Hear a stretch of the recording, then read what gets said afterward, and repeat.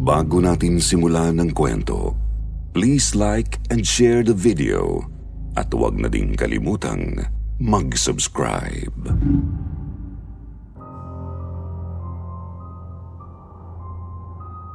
Sa baryong iyon, ang mga kalamansi ay hindi lamang pangkaraniwang prutas. Matagal na itong binabantayan ng mga residente sapagkat may kakaibang kapangyarihan itong dala. Ginagamit bilang pangontra sa sakit. Ngunit higit sa lahat, ang ilang bunga nito ay may kakayahang maging sandata laban sa mga nilalang ng dilim. Ang mga aswang na tahimik na nagmamasid at naghihintay ng tamang oras upang umatake.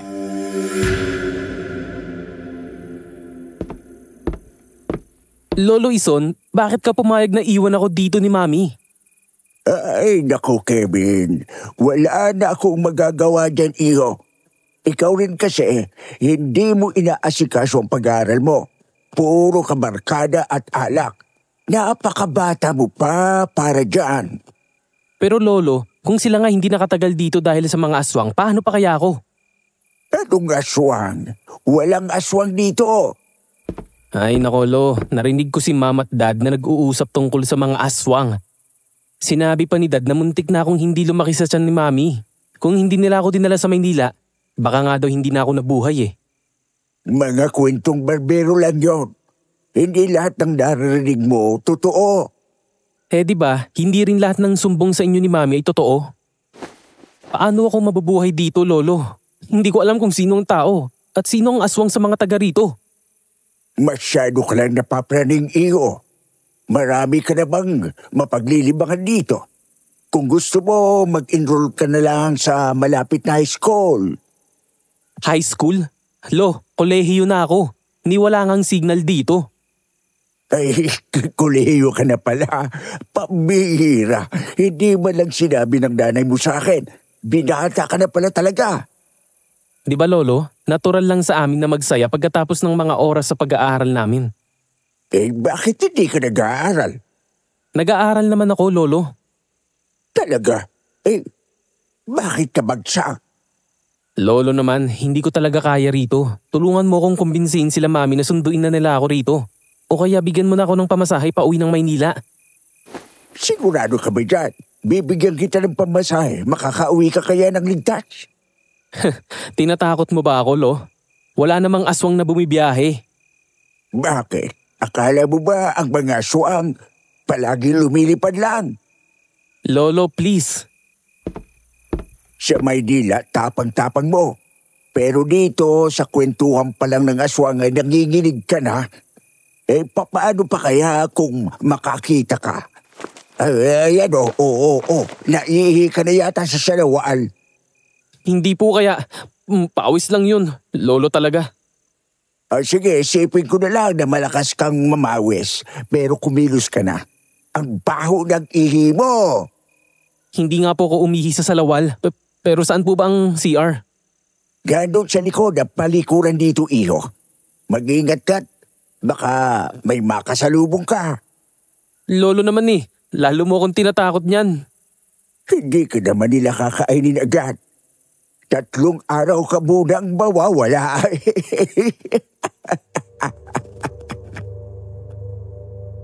Hindi ko na pinansin ang mga sinabi ni Lolo. Agad akong pumunta sa itinuturo niyang palikuran dito. Magandang araw sa lahat ng tagapakinig.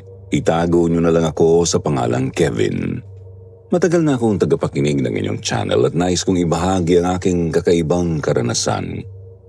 Isang kwentong nagbigay sa akin ng leksyon na hindi ko malilimutan. Nagpunta kami ni Mami sa probinsya ni Lolo Ison para magdala ng mga pinamili at dalawin siya. Akala ko ay bibisita lang kami pero wala akong kaalam-alam na iiwanan niya pala ako rito. Habang natutulog ako sa kwarto, iniwan na ako ni Mami. Nauna na siyang umuwi sa Maynila. Walang signal dito. Walang magawa at takot na takot pa ako sa mga aswang na ayon sa mga naririnig ko ay naninirahan daw sa lugar na ito. Duwag ako kahit na astig akong tignan. Kaya sigurado akong hindi ako magtatagal dito. Natatawa si Lolo nang mapaihi ako dahil sa mga kwento niyang panakot. Matapos kong maglinis, unti-unti ko na rin natatanggap ang kapalaran ko dahil wala naman akong ibang magagawa pa. Siguro naman hindi ako hahayaan nila Mami na mapahamak dito. Bigla naman akong napangiti nang nakita ko si Kuya Pido kaya agad ko itong nilapitan. Kuya Pido! Oh, bakit Kevin? Hindi ba dito ka na lumaki at nakapag-aral? Oo, dito na ako lumaki. Pero hindi ako nakapag-aral eh. Grade 2 lang ang natapos ko. Ha? Bakit naman po? Mahirap ang buhay dito. Isa pa, ulila na ako. Kaya mula nung iniwan ng mama mo si Lolo Ison, inampun niya na ako.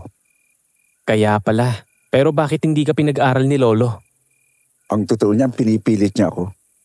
Pero ako na mismo ang umaayaw. Mas gusto ko kasing nagtatrabaho kaysa mag-aral. Wala ka bang mga kapatid? Hindi ko alam kung meron. Basta ang alam ko lang, wala na akong mga magulang. Pinatay siya sa harapan ko mismo. Ha? Sino naman ang pumatay? Nakulong ba? Ang dami mong tanong. Hindi sila makukulong dahil hindi naman nahuhuli ang mga nilalang na pumatay sa nanay ko. Anong ibig mong sabihin, kuya? Aswang ang pumatay? Huh? Saan mo naman nakuha yan? Alam kong may mga naninirahang aswang dito. Ayaw lang umamin sa akin ni Lolo. Malamang ikaw din, hindi magsasabi ng totoo. Ikaw talagang bata ka. Diyan ka na nga muna. Baka may ipag-uutos ang lolo mo. Kuya, wag mo akong iwan. Sama na lang ako sa'yo palagi. Nakakatakot dito. Ayaw naman akong kunin nila Mami. Ikaw talagang bata ka? Wala namang aswang dito. At sigurado akong walang magkaka-interes na kainin ka. Kahit na kuya. Sasama na lang ako sa'yo palagi. Ayokong maging pulutan ng mga aswang, no? Akala ko ba matapang ka? Nag-iisang apo ka pa naman na lalaki ni Lolo Ison. Oo, matapang ako sa tao lang. Kung aswang na, ayoko na. Anong laban ko sa makapangyarihang kagaya nila, hindi ba? Saan ka pa pupunta? Napakabilis mo namang maglakad. Hinihingal na ako sa'yo eh. Saan pa ba? Eh di sa sakahan ng lolo mo. Sa kabilang baryo? Mukhang may alam ka tungkol sa kabilang baryo ha? Wala naman. Ayoko lang lumayo dito baka kasi biglang maawa sila Mami at sunduin na nila ako rito. Bakit? Ayaw mo ba talaga rito? Madami ditong magagandang chicks. Naku, wag na. Ayokong dito maghanap ng nobya. Baka aswang lang yan na nagkatawang tao. Pasaway. Ang mga aswang, hindi kagandahan ang kutis. Mapusyaw baga na parang hindi nasisikatan ng araw. Kung ang balat ng kausap mo ay natural, sigurado akong tao yan. Katulad niya? Tanong ko kay Kuya Pido at itinuro ang babaeng nakita ko. Matagal naming kilala si Kuya Pido. Sa tuwing bumibisita kami kay Lolo, siya palagi ang sumasalubong sa amin at nagpapasok ng aming mga dala. Kaya naman hindi ako natatakot sa kanya. Nahihirapan akong makipag-usap sa iba dahil iniisip kong aswang sila. Pero nang sinabi ni Kuya Pido ang mga palatandaang alam niya, bigla akong ginanahang kilalanin ang magandang dalaga na nakita namin. Kanina ko pa siya napapansin. Nagsasampay siya ng damit at nakasuot ng bestida na abot sa tuhod. Hindi siya maputi tulad ng sinasabi ni Kuya Pido. Maamo ang kanyang mukha at mukhang lahat ng kalalakihan ay magugustuhan siya. Lumapit ako sa dalaga para magtanong ng daan pero isang tingin lang ang binato sa akin at bumalik sa loob ng bahay. Kaya agad din akong bumalik sa paglalakad kasabay si Kuya Pido. Mukhang hindi ka pinansin ah. Nakuha mo man lang ba ang pangalan? Hindi, napakasungit. Ganyan ba lahat ng babae dito? Sigurado nagulat lang siya. Bakit mo naman nasabi? Ang mga kalalakihan dito ay may taglay na katorpehan. Kaya kung bigla ka na lang nagpakilala sa unang pagkikita nyo, baka isipin niyang ikaw ang aswang. Grabe naman yun. Alam mo, maganda siya. Magandang damit niya pero parang may amoy yata yung babae, Kuya Pido. Baka may halamang gamot ka lang na naamoy sa kanya. Mas naniniwala ang mga tao dito sa mga herbal kaysa sa mga gamot na nabibili sa butika. Hindi namin namalayan ni Kuya Pido na nakarating na kami sa sakahan ni Lolo. Agad naman siyang lumapit sa amin at pinuna ang usapan naming dalawa dahil ang mga mukha namin ay seryoso. Mukhang mahaba-haba ang naging usapan niyo ah. Ang tagal yung dumating at parang ang hinhin yung magsilakad. Sino naman yan? At ikaw, Kevin, bakit ka na andito? Wala ka namang alam dito sa sakahan. Alangan namang magpaiwan ako sa bahay, Lolo. Nakakatakot kaya. Isa pa, wala namang TV o signal para may pagkaabalahan ako. Kaya dito na lang ako, papanoorin ko kayo. Lo, doon po muna ako. Si Kevin po pala ay nabigani sa kagandahang taglay ng pamangkin ni Ate Nora. Kuya Pido naman eh. Natawa na lang si Lolo Ison sa sumbong ni Kuya Pido habang ito ay naglalakad palayo sa pwesto namin. Ay nakong bata ka. Hanggang dito ba naman dadalhin mo ang kaharatan mo? Mabuti pa kung tulungan mo na lang kami dito. Nora, Iya, pwede mo bang pakituruan si Kevin kung paano magpitas ng mga lansones? Lolo naman eh, pagtatrabahuin niyo ba ako dito? Abay, oo. Wala kang magawa. Hindi ba? O binibigyan na kita ng trabaho. Pero Lo. Lumapit ang babaeng tinawag niyang si Nora nang may malaking ngiti sa kanyang labi. Ay, hindi ka naman siguro mababalian. Malaki naman ang katawan mo. Tamang-tama. Gamitin natin sa pamimitas ng mga lansones. Mamaya, aakyat ka para kumuha ng rambutan. Wala na akong nagawa nang hilahin ako ng isang matandang mukhang tauhan ni Lolo Ison dito sa sakahan. Nakasimangot ako habang pinipitas ang mga dilaw na bunga. Tuwing may kulay berde akong nailalagay sa sisidlan ko, pinapalo pa ako ni Ate Nora. Bagsak ang katawan ko nang umuwi kami. Hapon na at patulog na ang araw. Hindi ko namalayan ang oras dahil naging abala ako sa pamimitas. Gusto ko sanang mahigana pero hinila na naman ako ni Kuya Pido para maglinis ng paa. Nagagalit daw ang lolo ko kapag hihiga ako sa higaan na hindi nakakapagpalit ng damit na pinagpawisan. Hindi ko alam, may kaartehan din pala ang lolo ko kahit siya na lang mag-isa dito sa bahay. Wala akong ideya kung nasaan si Lola. Iniisip ko na lang na patay na siya dahil hindi ko siya kailanman nakita. Hindi rin ako pala tanong kay Mami at Daddy. Wala silang oras sa amin. Puro trabaho sila dahil marami kaming magkakapatid. May 3 akong kapatid na babae, 1 bunso at 2 panganay na katulad ko. Masisipag mag-aral ang mga yun, lalo na at palaging yun ang bilin ni Mami at Daddy sa akin. Ang isang ate ko na dapat tapos na ng pag-aaral ay pumasok pa sa law school habang ang isa naman ay 3rd year college na. Ang bunso namin ay 2nd year high school na habang ako naman ay 1st year college. Kinaumagahan, nakayuko akong lumapit sa kusina para maghilamos nang madatnan ko silang nag-aalmusal. Kumusta naman ang tulog mo? Ay nako Lo, bukod sa ang tigas ng kama nyo na puro spring, pagkaingay-ingay ng alaga nyong pusa. Bakit ba tuwing gabi sila naglalampungan? Anong pusa na naman ang sinasabi mo? Wala namang alagang pusa si Lolo dito. Meron, may pusa dun sa kwarto ko sa bubong. Naghahabulan pa nga sila, walang tigil. Halos 3:00 na ng madaling araw, ang sakit tuloy ng ulo ko. Daig ko pang nalasing magdamag. Ito ang kape. Magkape ka muna. Maagising ka naman sa katotohanan, walang pusa dito. Kung pusa man ang kapitbahay, napakalayo nila. Hindi naman nakakarating dito ang mga alaga ng mga yon. Naku, ibig sabihin pwedeng aswang yun. Lolo, ayoko na dito. Pakisabi kay Mami na aswang na ako. Sige na, please. Susmi, Kevin. Diyos ko naman, Kevin. Magbihis ka na. Kalaki mong tao napakaluwag mo. Aswang yun, Lo eh. Aswang. Bakit? Anong tingin mo sa mga aswang?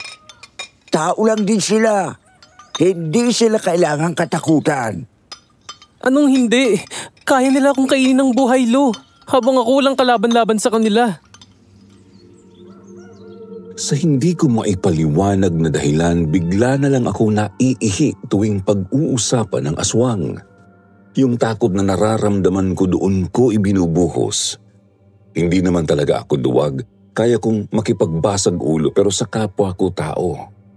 Ang mga nilalang gaya ng aswang, manananggal at vampira ay mga nilalang na nilikhang may angking lakas na natural sa kanila. Isinama ako ni Lolo sa pamimitas kasi minamadali daw at kailangan ng matapos bago dumating ang buyer. Mang Ison, isinama ko ang pamangking ko sa pamimitas. Ang sabi niyo po kasi kailangan nating matapos agad dahil 4:00 na ng hapon darating ang buyer niyo. Wala na kasi akong mahanap na tutulong sa atin. Ang iba, marami ring trabahong ginagawa. Lalo na mga lalaki. Kahit ako na lang ang umakyat at siya na lang ang magpulot at maglagay sa balanan. Nagliwanag ang mata ko nang makita ang babae sa likod ni Ate Nora. Ito ang babaeng nakita ko kahapon. Napakaganda na at napakasipag pa, kaya agad akong nagpresenta. Ako na po nga aakyat. Kayo na lang ang magpupulot ng mga maiiwan sa lupa. Saluhin niyo na lang din ang ibababa kong kaing. Tama ba, Lolo? Pwede naman. Ano nga palang pangalan mo, Iha? Ito si Kevin, apo ko. Jessa. Ako si Jessa. Pamangkin ni Tia Nora. Bagay na bagay sa maamot maganda mong mukha ang pangalan mo, Miss. Aray naman, Lo. Bakit niyo naman po ako binatukan?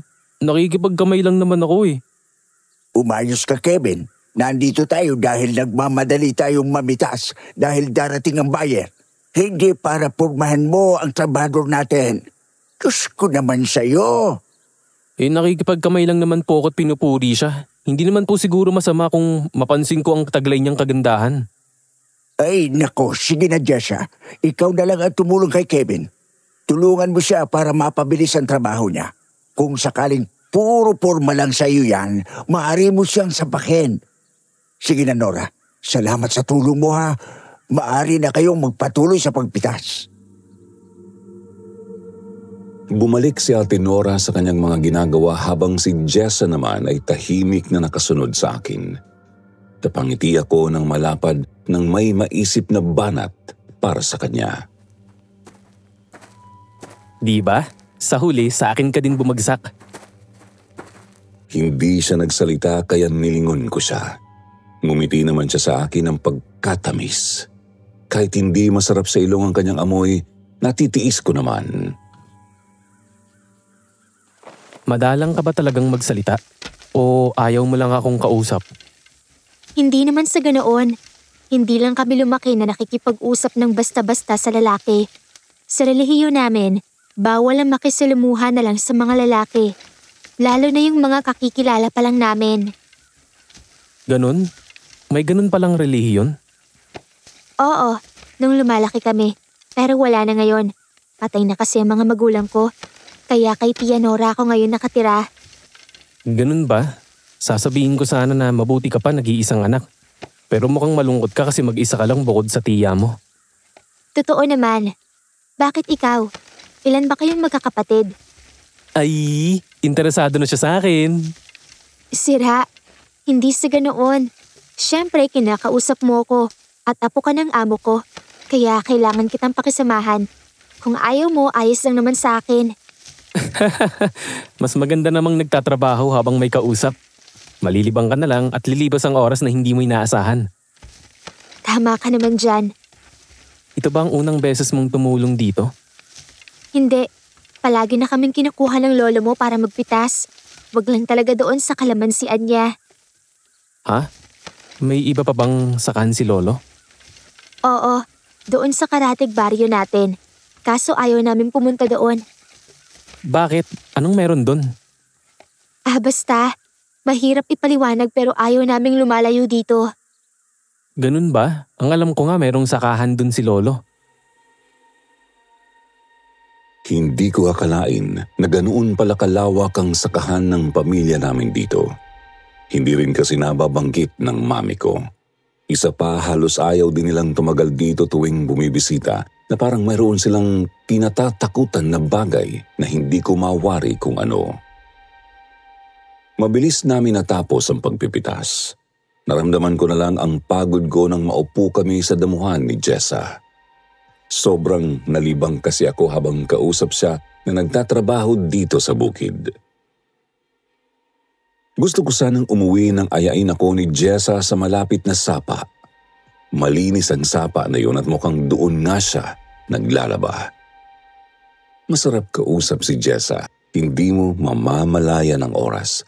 Palagi siyang may gustong pag-usapan, lalo na't malakas ang kuryosidad niya katulad ko, kaya hindi kami nahirapan makipag-usap sa isa't isa. Nakaupo kami sa damuhan, nakikinig sa tunog ng malalambot na alon ng sapa na umaagos. Nagpatuloy ang aming kwentuhan habang ang araw ay unti-unting lumulubog. Sa mga sandaling yun, unti-unti kong nararamdaman na ang takot ko sa mga nilalang na aswang ay parang nababawasan. Hindi ko na alam kung bakit pero sa piling ni Jessa, tila nakakalma ang mga pangamba ko. Sabay kaming naglakad ni Jessa pauwi. Bago kasi makarating sa bahay ni Lolo ay madadaanan ang bahay nila. Nang lumiko na si Jessa papasok sa bahay nila ay isang sulpot naman ni Kuya Pido sa tabi ko. Mukhang napapalapit ka na kay Jessa. Huwag kang maingay kay Lolo. Baka mapagalitan ako. Alam mo namang ayaw niyang nakikipagharutan ako eh. Eh bakit? Naghaharutan na ba kayo? Ang tinik mo talaga! Maganda si Jessa. Hindi siya katulad ng mga babae sa Maynila. Isa pa, mukhang virgin pa siya. Uy, bata ka. Umabot ka na sa ganyang bagay? Aray, makabatok naman kuya. Parang hindi mo naman ginawa yun. Saka normal naman yun sa Maynila. Talagang hindi. Kaya nga hanggang ngayon, wala pa akong asawa. Kasi hindi ako kasing tinik mo. Gusto mo, turuan kita. Pas. Baka mabalibag lang ako ng Lolo Ison. Gusto ko pa siyang samahan kaysa mambabayo mag-asawa. Mabait kasi sa akin ang lolo mo eh. Kailanman, hindi niya ako pinabayaan mula noon. Napaka-drama naman, nakakainis. Ang mga kabataan talaga iba talaga ang laking syudad. Kinabukasan habang iniinda ko ang sakit ng mga paa ko at ang balikat ko ay pumasok si Lolo Ison sa sala. Si Kuya Pido naman ay nasa kusina habang naghuhugas ng plato. Kakatapos lang naming mag-almusal dalawa habang wala si Lolo. Sabi kasi ni Kuya Pido, nagpahilot ito sa sakit ng tuhod. Pido, Kevin, magbihis kayo.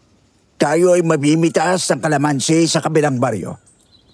May sakahan pa nga po talaga kayo doon? Oo, doon kami dati nakatira. Doon ipinanganak ang mami mo. Usuotin mo itong kwentas na to.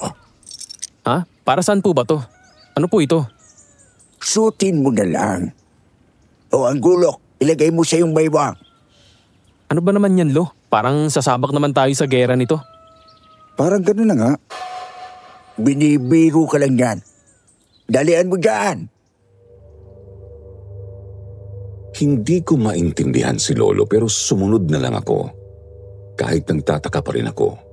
May mga buyer na kausap si Lolo na palaging pumupunta sa bahay para mamili ng prutas sa sakahan at mga gulay na tanim doon. Ngayon, kalamansi naman ang may bibili. Kaya kailangan naming pumunta sa kabilang baryo para mamitas. Akala ko simpleng araw lang ito. Pero habang papalapit kami sa baryo, parang may bumibigat sa dibdib ko. Mga kwentong aswang mula sa mga narinig ko, bumabalik sa isip ko. Napahinto si Lolo sa paglalakad at tumawak sa kanyang tuhod. Kaya naman napalingon kami ni Kuya Pido sa kanya. Kevin, Pido, sandali. Sumasakit ang tuhod ko. Sandali! Lo, paano yan? Kaya niyo pa po ba? Malayo pa po ba yung sakahan ng kalamansi dito? Pero hindi po ba ang sabi niyo darating ngayon ang bibili ng mapipitas natin? Sayang naman kung wala tayong maibibigay. Iyan nga ang iniisip ko. Hindi ko na talaga kayang lumakad. Kagabi pa sumasakit na ito. Ay, akala ko kakayanin ko, pero hindi na pala. Bakit hindi na lang po kami ni Kuya Pido ang pumunta doon at mamitas? Sigurado ka ba? Kaya mo akong samahan? Naman, isang kaing lang naman yan, di ba? Para lang hindi tayo mapahiya sa mamimili. Kita kong may pag-aalinlangan kay Lolo Ison, pero pumayag si Lolo Ison sa suhestyon ko. Kaya kami na lang ni Kuya Pido ang nagpatuloy papunta sa kalamansian. Bumalik siya sa bahay ng iika-ika at dahan-dahan. Habang naglalakad kami ni Kuya Pido, isang malamig na hangin ang sumalubong sa amin. Parang may anino na dumaan. Ang mga bulong mula sa mga puno parang may ikinikwento sa akin na hindi ko maintindihan. Nagsimula akong makaramdam ng kakaiba. Tumingin ako sa paligid. Bumibilis ang tibok ng puso ko. Naramdaman siguro yun ni Kuya Pido kaya nagsimula siya ng usapan. Palagi kami pumupunta dito ni Lolo. Kayo lang dalawa? Oo, isang buong araw kaming namimitas ng kalamansi. Pero wala talagang sumasama sa amin. Kahit sila Ate Nora, hindi sumasama. Oo nga, nabanggit nga ni Jessa sa akin pero bakit? Ang usap-usapan kasi, ang baryong ito ay pinaniniwala ang baryo ng mga aswang.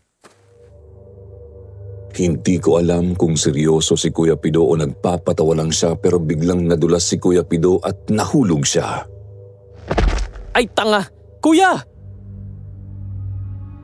Malakas ang sigaw naming pareho. Nahulog siya sa isang malalim na hukay. Parang patibong.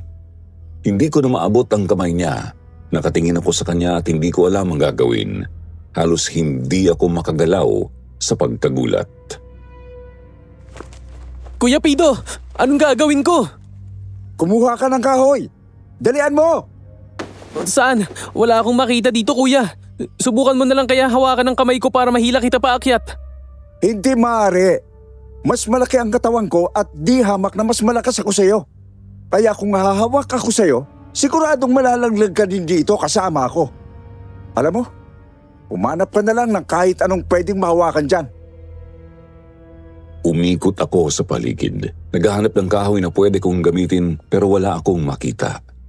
Ang tanging naririnig ko ay ang malakas na huni ng isang uwak sa itaas. Nakatingin sa akin ang ibon, parang may binabantayan. Tumitindi ang kaba sa dibdib ko. Hindi ako makagalaw. Tumawag ka ng tulong. Bilisan mo. Alam mo ang dam pabalik, hindi ba? Tumakbo ka pabalik kay Lolo Ison. Sige na. Kuya Pido! Kumapit ka! Hindi kita iiwan! Sige na, Kevin. Tumakbo ka na. Bilisan mo. Wala na akong ibang magagawa. Hindi ko alam kung paano ko siya ililigtas. Tumakbo ako pabalik ng bahay habang pinipilit kong hindi isipin ang mga kaluskos na naririnig ko sa likod. Parang may sumusunod sa akin. Sobrang lakas ng huni ng uwak na parang tumatawag ng kasama. Hindi ko alam kung ano yun, tao ba o iba. Pero mas lalong bumilis ang takbo ko. Hindi ko ininda ang takot. Ang buo kong isipan ay nakatuon sa isang bagay. Makarating kay Lolo Ison para makahingi ng tulong. Habang tumatakbo ako, ang bawat takbang ay mas bumibigat. Pakiramdam ko'y may mga matang nakatingin sa akin. Sinusundan ako.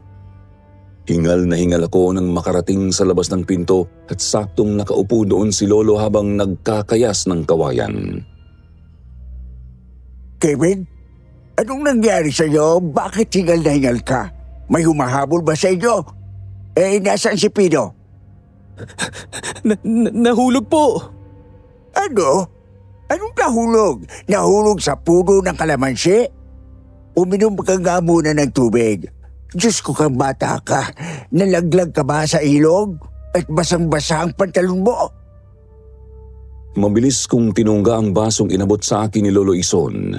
Kita ko ang sakit sa kanyang mukha pero alam kong hinihintay niya ang mga sagot sa kanyang mga tanong. Hingal na hingal pa rin ako nang muli akong magsalita. Si Kuya Pido, nahulog po sa isang malalim na balon. Kailangan niya po ng tulong natin. Ano? May nahuli naman sila.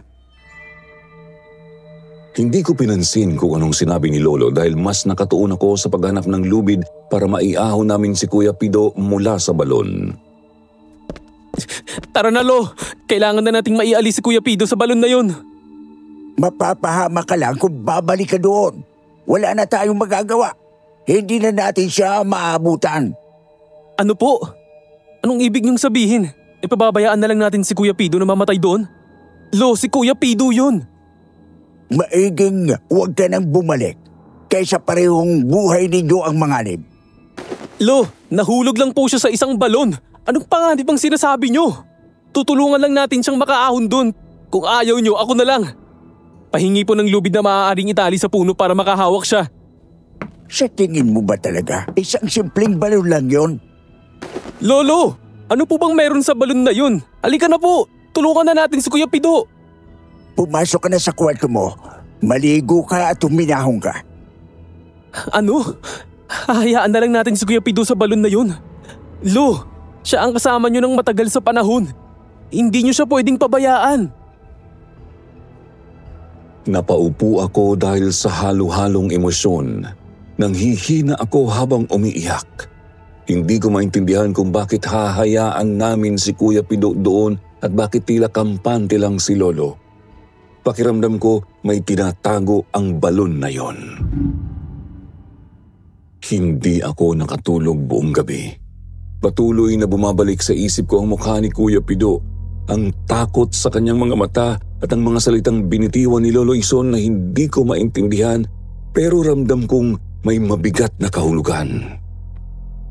Paulit-ulit na bumabalik ang mga huni ng uwak, ang malamig na hangin, ang mga aninong tila sumusunod sa akin habang tumatakbo ako pabalik kay Lolo. Hindi ko alam kung dahil ba sa takot o kaba pero tila manhid ang buong katawan ko. Parang may mabigat na bato sa dibdib ko na nagpapahirap sa bawat paghinga ko. Kinabukasan nagising akong pagod na pagod. Mabigat ang pakiramdam ko, parang hindi pa rin totoo ang lahat ng nangyari kahapon. Si Kuya Pido, nasa balon pa rin siya at hindi ko alam kung buhay pa siya. Ayoko lang isipin ang mga posibilidad, kailangan kong gumawa ng hakbang. Bagsak ang balikat ko nang lumabas ako sa bahay. Hindi ko nakita si Lolo Ison pero sa di kalayuan ay tanaw ko si Jessa. Agad akong tumakbo papalapit sa kanya. Jessa! Oh, Kevin! Kamusta ka? Masyado bang malayo ang tinakbo mo? Mukhang sobra na ang iyong pagod. Kakasimula pa lang ng araw. Saan ang punta mo? Sa kabilang sakahan.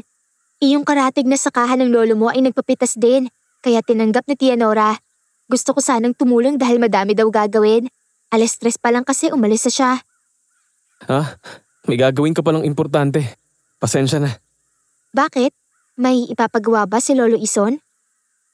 Wala naman. Magpapasama lang sana ako. Ha? Saan naman? Huwag kang maingay ha. Baka malaman ni Lolo Ison mapagalitan ako. Nawawala si Kuya Pido. Anong ibig mong sabihin? Kahapon lang ay magkasama kayong dumaan dito, di ba? Saan na pala kayo pumunta? Nakabalik agad si Lolo Ison. Pero kayo hindi ko na napansing bumalik. Pumunta kami sa kabilang baryo. Naiwan si Kuya Pido sa isang malalim na balon. Hindi na ako pinabalik ni Lolo dahil delikado daw. Mabilis din akong nakatulog sa pag-aalala. Gusto ko sanang samahan mo ko. Pupuntahan natin si Kuya Pido. Pangako hindi ko hahayaang mapahama ka. Naku, Kevin. Mapapagalitan ako ni Tia Nora. Ayaw niya akong pumunta doon dahil sa mga aswang. Pakalapain nila tayo.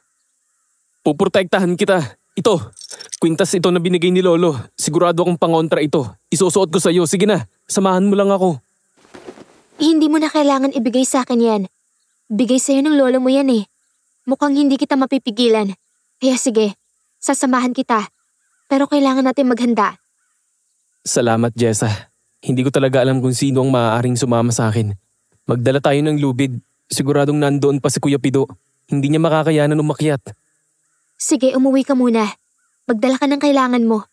Mabuti na ring samahan kita kaysa pumunta ka doon mag-isa. Laking pasasalamat ko na kahit napipilitan si Jessa ay sumama pa rin siya. Pinaniwalaan ako agad ni Jessa kahit na mukhang nag-aalangan siya. Naisip ko na kung hindi ko lalakasan ang loob ko baka mapahamak ko rin siya. Kailangan kong iligtas si Kuya Pido. Sana maayos ang lagay niya, sana hindi siya nasa mahirap na sitwasyon. Kinuha ko ang lubid sa likod ng bahay ni Lolo at nagdala na rin ako ng asin at bawang. Kung totoo nga na ang baryong yun ay tinitira ng mga aswang, makabubuting handa kami. Naiinis ako at nagagalit kay Lolo. Kung ayaw niyang tulungan ang taong nakasama niya sa mahabang panahon, edi ako na lang. Hindi na nag-asawa si Kuya Pido para lang samahan si Lolo Ison tapos hahayaan niyang nandoon si Kuya kahit sinasabi niyang delikado.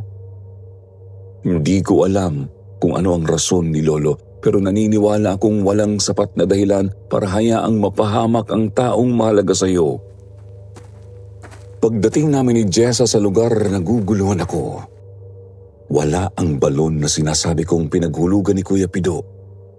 Sobrang lamig ng hangin na tumatama sa balat ko at ang mga sanga ng puno ay umaayon sa galaw ng hangin. Sigurado akong dito yon. Jessa, nandito na tayo. Nasaan kaya ang balon? Siguradong dito siya nahulog. Kevin, baka nagkamali ka ng lugar. Wala talagang balon dito. Baka hindi natin siya mahanap. Hindi, Jessa. Alam kong nandito siya. Nakikita ko pa nga ang marka ng mga paa namin sa lupa. Ito ang daan na tinahak namin. Umikot ako sa paligid. Hinanap ko ang mga posibleng balon na malalim na pinaghulugan ni Kuya Pido. Nandito ang puno na sinuntok ko bago tuloy ang tumakbo.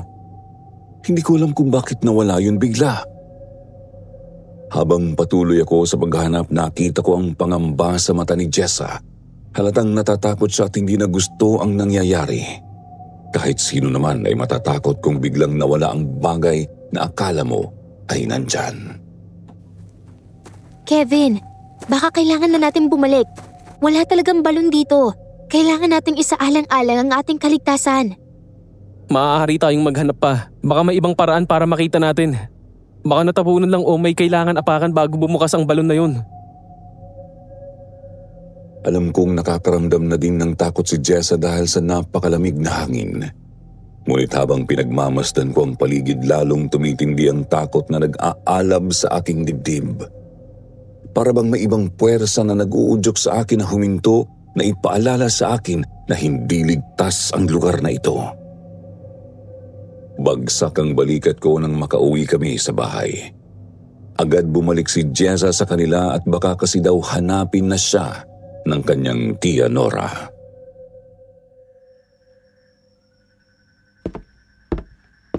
Saan ka galing? Lo, Hindi ba't sinabi ko sa iyo na hayaan mo na? Anong sasabihin ko sa nanay mo kung mapahama ka? Bakit ang tigas ang ulo mo? Yan ang ikamamatay mong bata ka. Lo, si Kuya Pido po yun. Alam ko, pero hindi siya lumaki ng baryong ito para lang mamatay ng ganong kadali. Yan Lo, yan na naman kayo sa mga salitang hindi ko maintindihan ang ibig sabihin. Sinisigawan mo ba ako? Pasensya na Lo, kahit ganito ako, hindi ko hahayaang may mamatay dahil sa kaduwagan ko. Sana naman po maintindihan nyo. Pakiramdam ko'y kasalanan ko kung bakit siya nawala ngayon. Bumalik kami doon pero wala na ang balon na sinasabi ko. Paano kung natabunan doon si Kuya Pido? Hindi lumaki si Pido na parang akala mo, hindi niya hahayaang mamatay siya ng gano'n na lang. Lolo, diretso nyo na po ako. Ayoko po ng ganito. Masyado niyo akong pinag-iisip. Hindi na ako bata. Sigurado naman may sapat akong karapatang malaman ng totoo. Mas mabuting wala kang alam. Mag-impake ka na. Parating na ang mami at daddy mo. Susunduin ka na nila. Hindi ko alam kung matutuwa ako sa balitang susunduin na ako nila mami at daddy. Ito ang gusto ko noong una pa lang. Pero nag-enjoy na ako rito dahil kay Jessa at Kuya Pido. Hindi kaya ng konsensya ko kung aalis ako nang hindi nalalaman kung nasaan si Kuya Pido at kung maayos lang siya. Habang nag-aayos ako ng gamit, hindi ko maiwasang isipin na maaaring kinuha na siya ng mga aswang. Baka nga nasa baryo na nila si Kuya Pido at sigurado akong hindi pa siya nakakain ng mga ito. Nararamdaman ko. Sabi ni Jessa, ang mga aswang dito ay madalas kumakain ng mga bata o matatandang malapit ng mamatay. Kaya posible na kinuha nila si Kuya Pido para maging kaanib nila. May kakaibang lakas at kisig si Kuya Pido. Hindi karaniwan para sa isang normal na lalaki. Napapansin ko ang bagay na yon sa kanya, kaya napagdesisyonan ko pupunta ako sa kabilang baryo. Bawat sulok doon ay hahanapin ko siya. Hindi ako titigil hanggang hindi ko nalalaman kung ano na ang nangyari kay Kuya Pido. Dala ko ang backpack ko. May laman itong mga pagkain mula sa cabinet ni Lolo. Hindi ako uuwi hanggat hindi ko kasama si Kuya Pido. Suot ko din ang kwintas na pinasuot sa akin ni Lolo. Umaasa akong isa itong anting-anting na pangontra sa mga aswang. Patakbo akong pumunta sa bahay nila Jessa. Kailangan kong magpasama para may matanungan ako, lalo na't si Jessa ang mas maraming alam tungkol sa lugar na ito. Agad akong nagkwento nang lumabas si Jessa ng pinto. Delikado ang gusto mo, Kevin. Pag-aalala si Lolo Ison mo. Gusto kong iligtas si Kuya Pido. Sigurado akong buhay pa siya at kailangan niya ng tulong. Intindihan ko naman kung hindi ka sasama. Pasensya ka na. Wala lang talaga akong ibang kilalang makakatulong. Napatras ako ng kaunti nang marinig ang boses ni Ate Nora. Nagdoble ang kaba ko pero nawala din iyon dahil sa sinabi niya. Kung ganon, sasama na kaming dalawa. Hindi ko hahayaan kayong dalawa lang ang pupunta sa baryong matagal ko nang pinagbabawal. Mga bata pa kayo. Ate Nora, pasensya na po. Ayaw po talaga akong tulungan ni Lolo Ison at wala na po akong ibang kilala na makakatulong. Hindi ko na po tatanggihan ang alok nyo. Kailangan po talaga ako ni Kuya Pido. Darating na po sila mami at siguradong iuuwi nila ako sa Maynila. Sasamahan ka namin. Pero kailangan nating magdoble ingat. Kung wala tayong mahanap na kahina-hinala, ipangako mo sa akin na uuwi tayong tatlo ng sabay-sabay. Naiintindihan mo ba? Maraming salamat, Ate Nora. Subukan lang po natin. Promise, hindi ko po kayo ipapahamak. Kinabahan ako noong sumagot si Ate Nora. Akala ko ipapagalitan niya ako, pero masaya akong naintindihan niya kung bakit ko ito ginagawa. Hindi ko alam kung ano ang ginawa ni na Ate Nora at Jessa, pero paglabas nila ay agad kaming naglakad. May shortcut na alam si Ate Nora, kaya't agad kaming sumunod sa kanya. Siya ang nasa unahan, kasunod si Jessa at ako naman ang nasa likod. Dala ko ang gulok ni Lolo Ison sa aking bewang. Palinga-linga ako sa paligid at patuloy kong inaalisto ang sarili ko dahil nararamdaman ko pa rin ang takot. Habang naglalakad ay nagsalita si Ate Nora. Kevin, saan ba nawala si Pido? Sigurado kung nasa malapit lang siya kung saan siya huling iniwan. May balon po siyang naapakan. Hindi po dito ang daan nun. Sigurado po akong malapit yun sa kalamansian ni Lolo. Ano? Doon ba ka mo? Mali ang daan nating tinatahak. Hindi mo naman agad sinabi. Tara, lumiko tayo doon. Sige po, tara na po. Alam mo, Kevin, sobrang daming misteryo ng kagubatan na ito. Minsan, may balon. Pagbalik nyo, nawawala ito. Tama. Ganun nga po ang nangyari. Kinabukasan pinuntahan namin ni Jessa pero wala na po doon ang balon. Wala ni bakas ng balon. Tanging mga yapak lang namin ang naiwan. Hindi mo kabisado ang kagubatang ito, Kevin. Hindi ko maintindihan kung bakit ang bilis mong magtiwala at maniwala sa mga tao sa paligid mo. Totoo nga ang sinabi ni Lolo Ison. Sobrang tikas ng ulo mo at hindi ka marunong makinig. Hindi naman po. Totoo yon. At napatunayan ko ngayon. Nagulat ako nang humarap sa akin sina Ate Nora at Jessa. Ang mga mata nila ay namumula. Sigurado akong hindi ito normal. Napaatras ako kasabay ng malakas na tawa na binitiwan nilang dalawa. Nangangatug tuhod ko at halos hindi makagalaw. Hindi ko alam kung saan ako hahakbang o paano ako hihingi ng tulong. Naalala ko ang asin na nasa bulsa ng pantalon ko kaya agad ko silang sinabuyan. Sa uri ng kanilang mga mata at kuko, sigurado akong aswang sina Jessa at Ate Nora. Nang matamaan ko sila ng asin, umusok ang kanilang mga katawan. Tumakbo agad ako palayo, humaasang makakasalubong ko si Kuya Pido at matutulungan niya ako.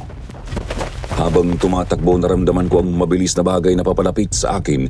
Iniisip kong si Ate Nora o si Jessa ito. Patuloy lang akong tumakbo hanggang madapa ako at tumusok sa tuhod ko ang kung anong bagay. Dumugo ito at kasunod noon ay narinig ko ang mga kaluskos na hindi ko maintindihan kung saan galing. Mabilis at halatang hindi mula sa normal na tao. Tinanggap ko na ang kapalaran ko nang may humawak sa balikat ko at iniangat ako. Ramdam ko ang pagmamadali niya pero hindi ko inalam kung sino siya. Tumakbo kami kasabay ng isa't isa hanggang makarating kami sa napakaraming puno ng kalamansi. Anong ginagawa mo, Kevin? Hindi ka na naman nakinig kay lolo mo? Kuya Pido! Sobrang saya kong makitang buhay at ligtas si Kuya Pido. Niyakap ko siya ng mahigpit at humagulhol ng iyak. Akala ko patay ka na, kuya.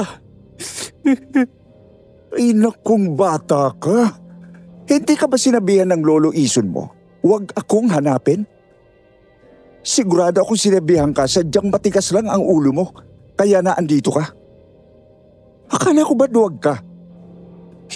Himala ha, hindi ka na umihi sa short mo tulad ng palagi mong ginagawa. Akin ang sugat mo. Aray! Kuya, masakit! Anong napala mo?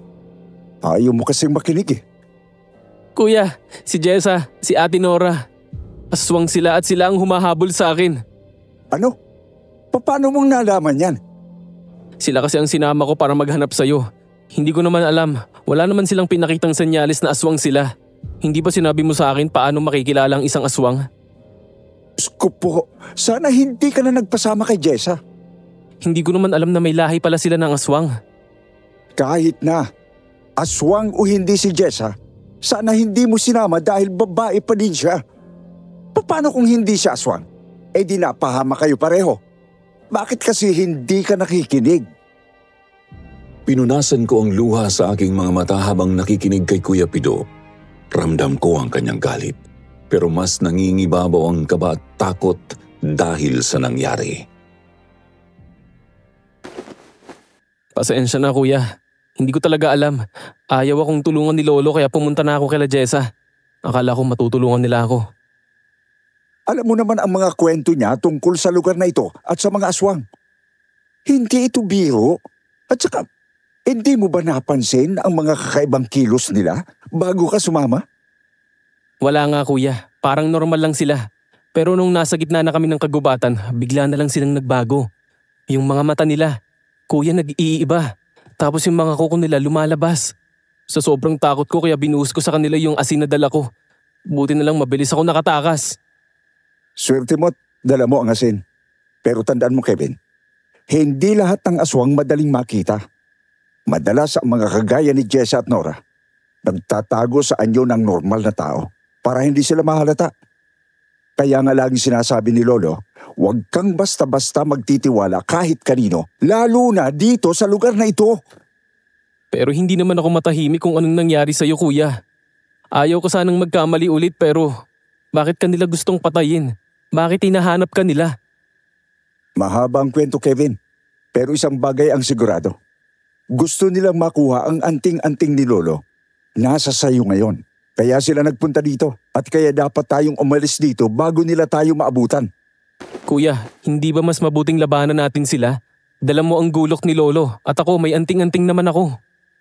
Naku, hindi ganyang kadali. Hindi tayo handa para sa ganyang laban. Lalo na kung marami sila. Ang mahalaga ngayon ay makabalik tayo sa bahay ni Lolo at makapagplano ng maayos. Mas alam niya kung paano tayo makaliligtas dito. Tumayo si Kuya Pido at mabilis kaming naglakad palayo sa kalamansian. Ramdam ko pa rin ang malamig na hangin na tila ba may nanonood sa amin. Ngunit sa pagkakataong ito, hindi na ako takot dahil kasama ko na si Kuya Pido. Huminto si Kuya Pido na tila ba may naramdaman siyang kakaiba. Kailangan na natin bumalik. Hindi ko kayang lumaban ngayon. Sobrang uhaw at gutom na ako. Ano kuya, saan tayo babalik? Sa kalamansian, yun lang ang lugar kung saan tayo ligtas. Anong ibig mong sabihin? Ang kalamansian ay sakahan ng lolo mo. Itinayo yun noon para protektahan ang lola mo habang nagbubuntis sa nanay mo. Ang buong baryo na kinatitirikan nito ay pugad ng mga aswang. Ang target nila ay ang mga bata, mga malalakas sa kabataan at mga sanggol. Ito ba ang ayaw sabihin sa akin ni Lolo? Madami ka pang hindi alam. Hindi ako lumaki ng normal dito. Bata pa lang ako, nag-iinsayo na ako para maging malakas at mabilis. Para matapatan ang mga aswang. Pinatay ang mga magulang ko ng mga tulad nila. Bakit tinago ito sa akin ni Lolo? Dahil alam niyang hindi ka magtatagal dito. Ako at si Lolo Ison ay mga mandurugis. Mga ngaso ng aswang. Sigurado akong alam na nila kung nasaan ako. Kaya nga ayaw ni Lolo na makisali ka. Pero makulit ka talaga. Kung ayaw mo palang makatakas sa balon, bakit mo ako pinauwi? Dahil kung nahuli ako, wala akong magagawa para tulungan ka. Hindi sila makalapit sa iyo dahil sa kwintas mo. Pero gumawa sila ng paraan para alisin yon. Kaya may uwak na nag-iingay. Ginugulo nila ang atensyon mo. Ang mga anino na sumusunod sa iyo ay isa sa mga kakayahan ng isang aswang. Akala mo marami sila, pero iisa lang yun. Ayon kay Lolo Ison, gusto ka ng anak ng aswang. Sigurado akong kukunin kanila para magparami ng kanilang lahi. Tangina, sinabi ko na kay Mami, huwag na nila akong iwan dito. Ganito pala kadelikado ang lahat. Nakarating na kami sa gitna ng kalamansian. Nagdidilim na. Sabi ni Kuya Pido maghihintay kami ng mga kasamahan nila. Sigurado siyang pupunta sila dito dahil ito ang hideout nila tuwing mga ngaso sila ng aswang. Napatingin ako sa matataas na puno ng kalamansi at doon ko nakita ang mga bagay na parang tuyong balat ng tao. Mga bakas ng matinding laban na naganap. Pinakain ko si Kuya Pido gamit ang dala kong pagkain at binigyan siya ng tubig para bumalik ang lakas niya. Habang pinapakain ko siya, hindi ko maiwasang mapaisip sa mga revelasyon na nalaman ko ngayong araw. Hindi ko akalain na ang tahimik na baryo na ito ay puno pala ng mga lihim at panganib na hindi ko inisip kailanman. Naisip ko ang sinabi niya kanina kaya agad ko siyang tinanong tungkol dito. Kuya, paano mo nalaman na gustong kunin ako ng anak ng aswang? Hindi ba nila sinasaktan dapat ang mga tao? Hindi lahat ng aswang ay pumapatay agad, Kevin. May mga lahi ng aswang na gustong magparami ng kanilang lahi. Kapag nakakita sila ng taong malakas ang dugo, lalo na kung may anting-anting tulad mo, mas lalo silang naaakit. Ginagamit nila ang mga naturang tao para mag-anak at palakasin ang kanilang lahi. At kung may anak ka sa kanila, yun ang magiging mas malakas na uri. Kaya pala tinatarget nila ako. Tama. Kaya kailangan mong maging mas maingat. Huwag kang basta-basta magtitiwala kahit kanino. Lalo na ngayon na alam na nila kung nasaan ka. Kaya nga itinago ka ni Lolo Ison sa Maynila eh. Ang tanging dahilan kung bakit ligtas ka ay dahil sa kalamansian. Hindi sila makakapasok dito dahil may proteksyon ang lugar na ito. So, dito tayo maghihintay ng tulong? Oo, huwag kang mag-alala. Darating sila. Pero habang naghihintay, kailangan natin maging alerto. Hindi pa tayo ganap na ligtas dito. Kahit ang kalamansian ay may limitasyon sa proteksyon, lalo na pagdating sa mas malakas na aswang. Habang pinapanood ko si Kuya Pido na kumakain, biglang lumamig ang hangin sa paligid. Nagdilim ang kalangitan kahit hindi pa ganoon kalalim ang gabi. Naririnig ko ang mga kaluskos sa paligid, hindi ito galing sa mga normal na hayop. Kuya, naririnig mo ba yun? Oo, Kevin. Nandito na sila. Pero huwag kang matakot. Hawakan mo ng maigpit ang kwintas mo. At huwag kang aalis sa tabi ko. Kahit anong mangyari, sundin mo ako. Tumayo si Kuya Pido. Hawak ang gulok ni Lolo Ison habang ako naman ay hinigpitan ng hawak sa aking kwintas. Ramdam ko ang kaba na bumabalot sa aking katawan pero alam kong kailangan kong magtiwala kay Kuya Pido. Sa kabila ng mga puno ng kalamansi may mga anino akong nakikitang gumagalaw. Hindi ko alam kung totoo ba silang tao o aswang pero isang bagay ang malinaw. Hindi sila narito para tumulong. Kuya, ano gagawin natin? Maganda ka, Kevin. Hindi tayo pwedeng umatras. Hawak ni Kuya Pido ang gulok at bawang mula sa bag ko, habang ako naman ay humanda sa aking tirador na nasa bulsa ko. Bukod sa asin, may laman pang mga bato ang bulsa ko na gagamitin kung kinakailangan. May naririnig kaming tumatawag sa pangalan ni Kuya Pido, kaya agad naming hinanap ang pinagmulan ng boses sa dilim. Nakita namin ang isang grupo na may dalang lampara at mga gamit na sibat, pana at latigo. Nangunguna sa kanila si Lolo Ison. Sigurado akong magugulat siyang makita ako. Pido! Nandito ka ba? Nandito na kami! Lolo, nandito po kami ni Kevin. Salamat po at dumating ka agad kayo. Kevin, anong ginagawa mo dito? Napakatigas talaga ng ulo mo. Lo, mamaya nyo na siya pagalitan. May mga nakabantay doon. Hindi tayo makalalabas ng maayos. Mukhang marami sila. Lo, mukhang kailangan nyo ito. Oo, yan ang lakas ng lolo mo. Suotin mo yan. Hindi ka pwedeng mahawakan ng kahit sino sa kanila. Kung alanganin, tumakbo ka pa uwi. Sigurado akong hinihintay ka na ng mga magulang mo. Kaya na namin dito. Sanay na kami.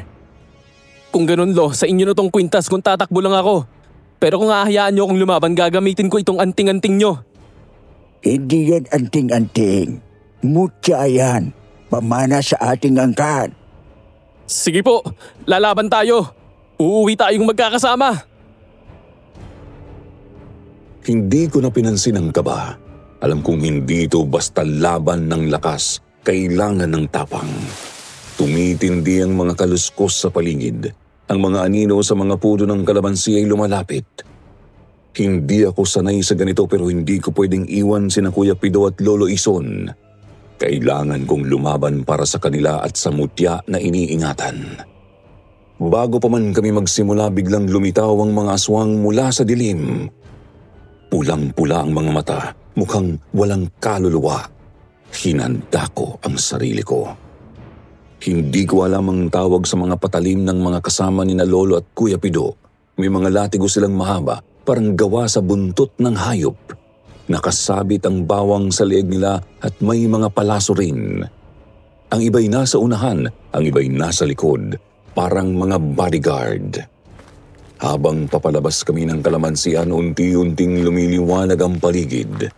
Nawala ang mga sanga na tumatakip sa buwan at umatras ang mga aswang nang maamoy ang bawang ng aming mga kasama ni Lolo Ison. Napahakbang kami nang marinig ko ang boses ni Jessa. Inilawan sila ng mga kasama ni Lolo at nakita kong nakabali ang paa nila at hindi sila makalakad. Kevin! Kevin! Bakit mo kami iniwan? Please, tulungan mo kami. Ang sakit ng binti ko. Hindi kami makalakad. Mga aswang sila! Lumayo kayo dyan! Sumigaw ako para bigyan ng babala ang lahat. Lumayo ako pero hindi sila lolo. Kevin! Maniwala ka! Hindi kami aswang! Kinuha nila kami at ginamit ang mukha namin para utuin kayo. Lolo Ison, matagal mo na akong kilala. Hindi kami ang aswang. Nandiyan na sila. Tulungan niyo kami. Lo, wag kang maniwala. Kung hindi ako mabilis tumakbo, baka naging hapunan na nila ako. Lolo Ison, hindi totoo ang sinasabi ni Kevin. Kilala niyo naman po siya. Matigas ang ulot. Pinaniniwalaan niya lang ang gusto niya. Hindi ba kami sumama sa iyo para hanapin si Pido? Bakit ngayon? Pinagbibintangan mo kami. Oo, matigas ang ulo ko pero hindi ako sinungaling. Mga aswang kayo at kampon ng kabilang mundo. Kevin! Kilala mo ako. Hindi ako aswang, Kevin. Alam mong mabuting tao ako.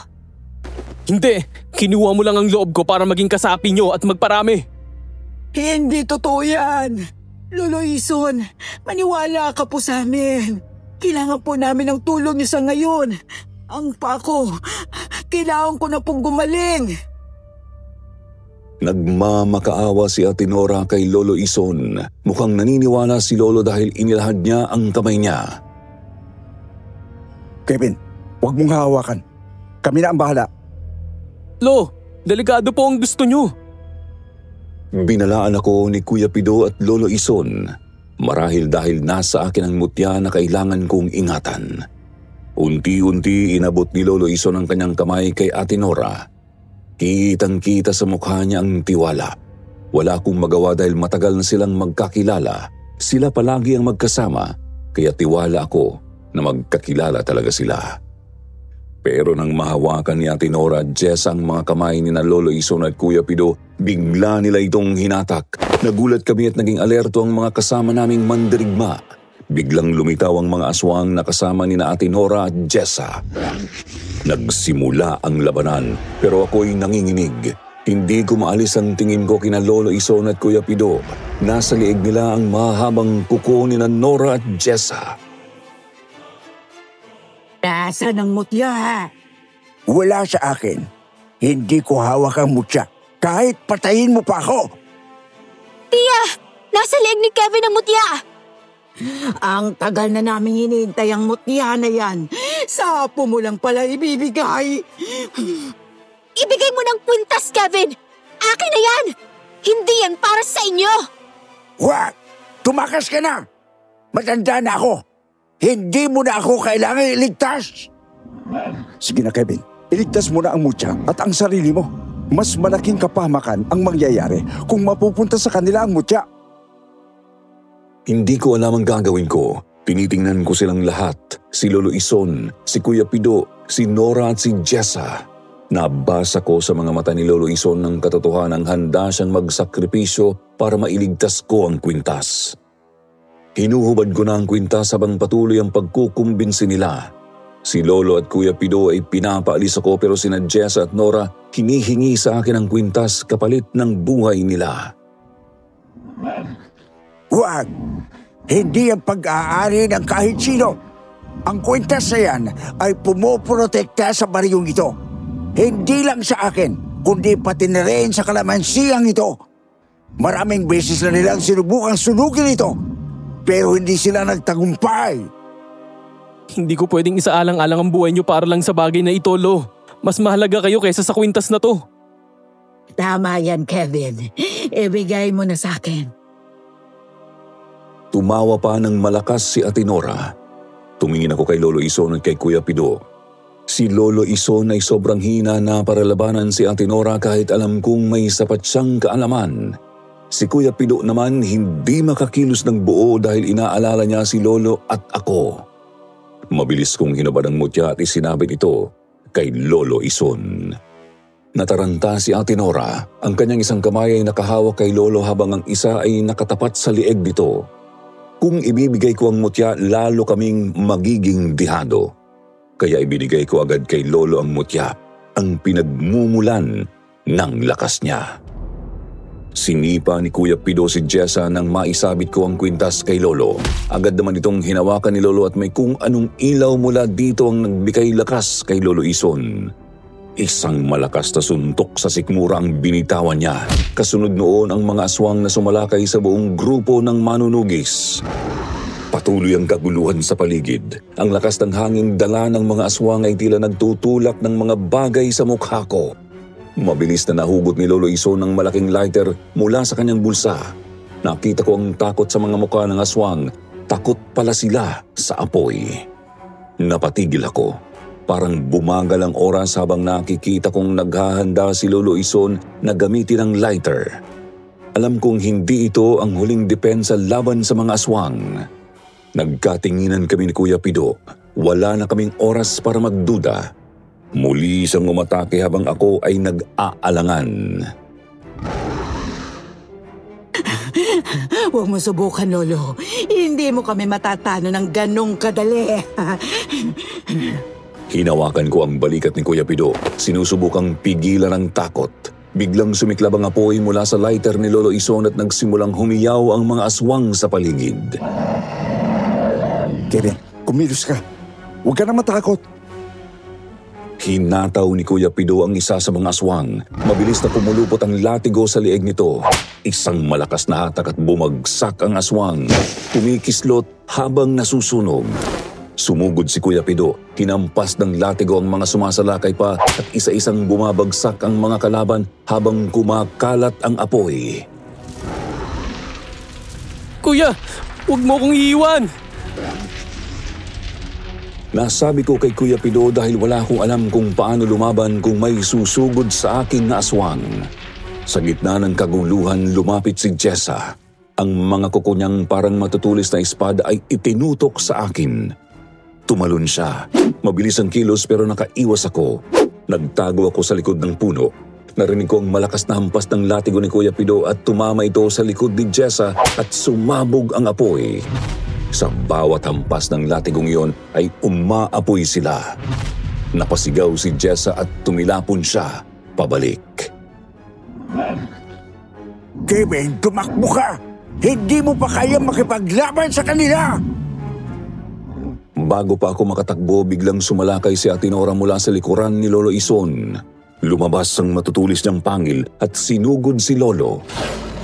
Pero hindi niya napansin ang kamay ni Lolo, mabilis na bumalot sa kwintas. Isang pihit ng katawan, itinapat ni Lolo ang kwintas sa mukha ni Nora.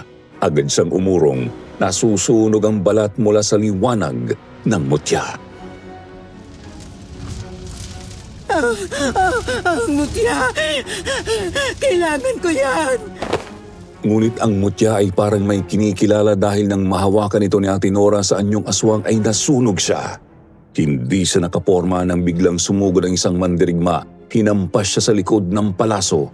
Tumilapon siya. Hawak ang kanyang leeg. Sa gitna ng kaguluhan nakita ko ang isang grupo ng mga aswang na papalapit. Hindi ko na mabilang. Bumaling ako kay Kuya Pido pero abala siya sa pakikipaglaban. Si Lolo Ison hinang-hina na dahil hindi niya hawak ang mutya. Hindi na ako nakapag-isip pa. Kumilos ako. Agad kong hinatak ang tirador mula sa bulsa ko. Pumulot ng bato at mabilis na pinakawalan ito sa pinakamalapit na aswang. Tumama ito sa sentido at bumagsak ang aswang. Nangingisay. Hindi ko hahayaang kunin yung mutya! Hindi matatapos dito. Babalik kami. Kevin, isang araw, makukuha rin namin ang mutya.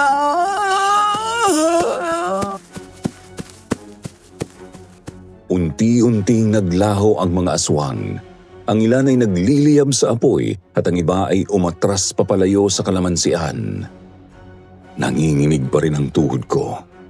Sa huling pagkakataon, nakita ko ang dugoang katawan ni Jessa at Atenora. Tuluyang naglaho sa dilim. Ay, mabuti.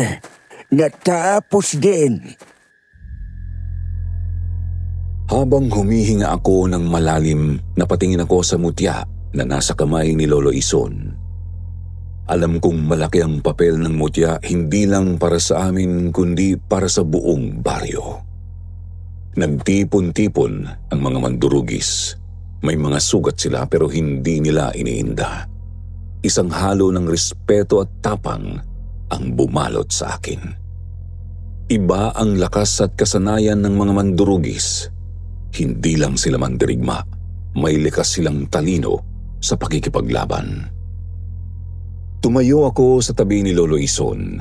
Sinisigurong ligtas kami. Sinulat ko ang mutya na suot na niya, simbolo ng proteksyon ng aming angkan.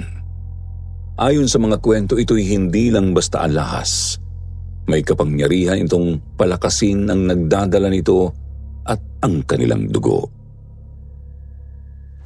Lo, paano mo nakuha ang mutya? Isa itong uri ng espesyal na bato. Kasagsagan noon ng mga pag-atake ng aswang nang may kung anong kulay berde ang kumislap sa loob ng kalamansian. Pinaniniwalaan itong tulong galing sa mga diwata ng kalamansi. Mas pinagbuti lang ito at nilagyan ng dugo ng angkan natin sa pamamagitan ng ritual. Kaya walang kahit sino mang makakahawak nito na aswang. At yun ang hindi nila alam. Kaya pilit nilang kinukuha dahil may lakas itong ibinibigay sa may hawak nito. Ganun po pala. Pero bakit sabi ni Kuya Pido ay gusto daw nila akong maging kaanib ng kanilang uri? Dahil na din yun sa mutya. Siyempre, mas magandang makuha nila pareho ang dugo ng may-ari at ang mutyang may kinikilala. Ano naman pong espesyal sa kalamansi na yan? Bakit hindi nyo nagawang ilipat na lang kaysa nandito sa baryong to? Di ko alam kung paano naging mahiwaga ang puno. Pero sinubukan kong kumuha ng supling para ilipat sa sakahan. Sa kasamaang palad, hindi ko pa nagagawa. Marahil ay isa itong biyaya na makapagtatanggol sa mga katulad nating normal na tao laban sa mga nilalang ng kabilang mundo. Kapag nakuha natin ang supling, mas mapapalakas natin ang depensa natin. Sobrang galing at lakas po ng grupo nyo. Ano naman po yung mga latigo at ibang mga armas na hawak nyo? Ang mga armas na yan ay gawa sa pilak. Ang kutsilyo, itak, at mga palaso, yan ay sumusunog sa balat ng mga aswang. Ang bawang naman ay masakit sa ilong nila. Kaya hindi sila tumatagal pero minsan nakakayanan nilang tiisin ang sakit. Ang latigo naman ay buntot ng pagi. Masakit ito kapag tumatama sa balat ng aswang. Umaapoy at nasusunog sila.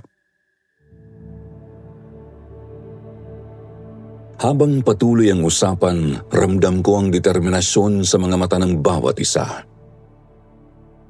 Ang mutya, ang latigo, at ang puno ng kalamansi. Mga simbolo ng aming laban para sa proteksyon at kalayaan mula sa mga aswang na nagpapahirap sa baryo. Hindi man ako sanay makipaglaban, laking pasasalamat ko sa aking tirador, isang simpleng armas na nagamit ko para makatulong. Akala ko para sa ibon ko lang ito magagamit pero nagamit ko rin pala ito sa tamang paraan. Pagod kami pero masaya. Masaya akong nasaksihan kung paano kami nagkaisa at lumaban. Pero hindi matatawaran ang takot na naramdaman ko nang makaharap ko ang mga aswang. Mga nilalang na walang habas pumatay ng tao. Mga aswang na nag-aanyong tao para makapangbiktima. Isang karanasan at aral na hinding-hindi ko malilimutan. Kung hindi ako naging pasaway at matigas ang ulo, siguro hindi manghihina si Lolo. May mga mandurugis at nariyan si Kuya Pido para manatiling proteksyon ng baryo. Kaya iuuwi namin si Lolo sa Maynila para aming alagaan. Naiwan kay Kuya Pido ang mutya para magamit nila kung may mangyari. Nagsagawa din ng ritual si Lolo gamit ang mga naiwan ng kanyang ama para mailagay ang dugo ni Kuya Pido sa mutya at kilalanin siya nito. Nalulungkot din ako sa sinapit ni Jessa. Halata namang mabait siya at parang napilitan lang siyang makipaglaban. Hindi kami nagkaroon ng pagkakataon na makapag-usap ng mas matagal, pero naging malapit ako sa kanya. Kahit hindi kaaya-aya ang amoy niya, masarap siyang kausap. Ang tiwala ay hindi basta nakukuha, pero napakadaling mawala. Ang karanasan ng pinakamalaking guro sa buhay ko at natutunan ko iyon dito sa probinsya namin. Hindi basta-basta ang kayang gawin ng inggit na nasa puso ng isang tao. Itutulak ka nito upang hindi makontento sa mga bagay na meron ka. Kaya't mauudyok kang gumawa ng mga hakbang para makuha ang gusto mo. At minsan ang mga hakbang na ito ay maghahatid sa iyo sa hindi magandang pangyayari. Sa ating kwento ngayon, ating pakinggan kung ano ang idinulot ng inggit sa lolo Duping ng ating letter sender. Pakinggan kung anong klaseng lagim ang kanyang hinarap matapos masangkot sa kalokohang labis niyang pinagsisihan. Ako po si Jupiter Torres at ito ang Sityo Pangil.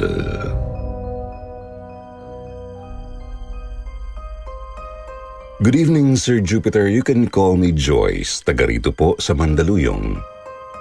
19 years old at isa po akong dentistry student. New listener po ninyo ako. Napadpad lang ako rito sa Sityo Pangil matapos kong unang madiskubre ang kwentong takip silim. At unang pakinig ko pa lang sa inyo noong Disyembre, naisip ko na agad na ipadala itong kwento ni Lolo Duping. Isang kwentong paulit-ulit niyang sinasalaysay sa aming mga apo niya. Dahil hindi raw talaga niya ito malilimutan. Tungkol po ito sa isang pagkakamaling nagawa niya dahil lamang sa inggit. Isang kalokohang naghatid sa kanya sa matinding peligro. 1950s pa po ito nangyari sa isla ng Cebu. 15 anyos pa lang noon si Lolo Duping at naninirahan sa isang maliit na sitio na nasa may baybaying dagat. Kasama niya sa kanilang maliit na barong-barong ang kanyang tatay Enyong na mangingisda at ang kanyang lola Dita na nagluluto ng mga binebentang ulam. Nagluluto rin ng adobong mani ang kanyang lola. Tapos ang binatang Duping ang naglalako ng mga ito sa mga paaralan at pamilihan. Sir Jupiter, hindi itinatanggi ni Lolo na talagang napakamainggitin niya noong kabataan niya.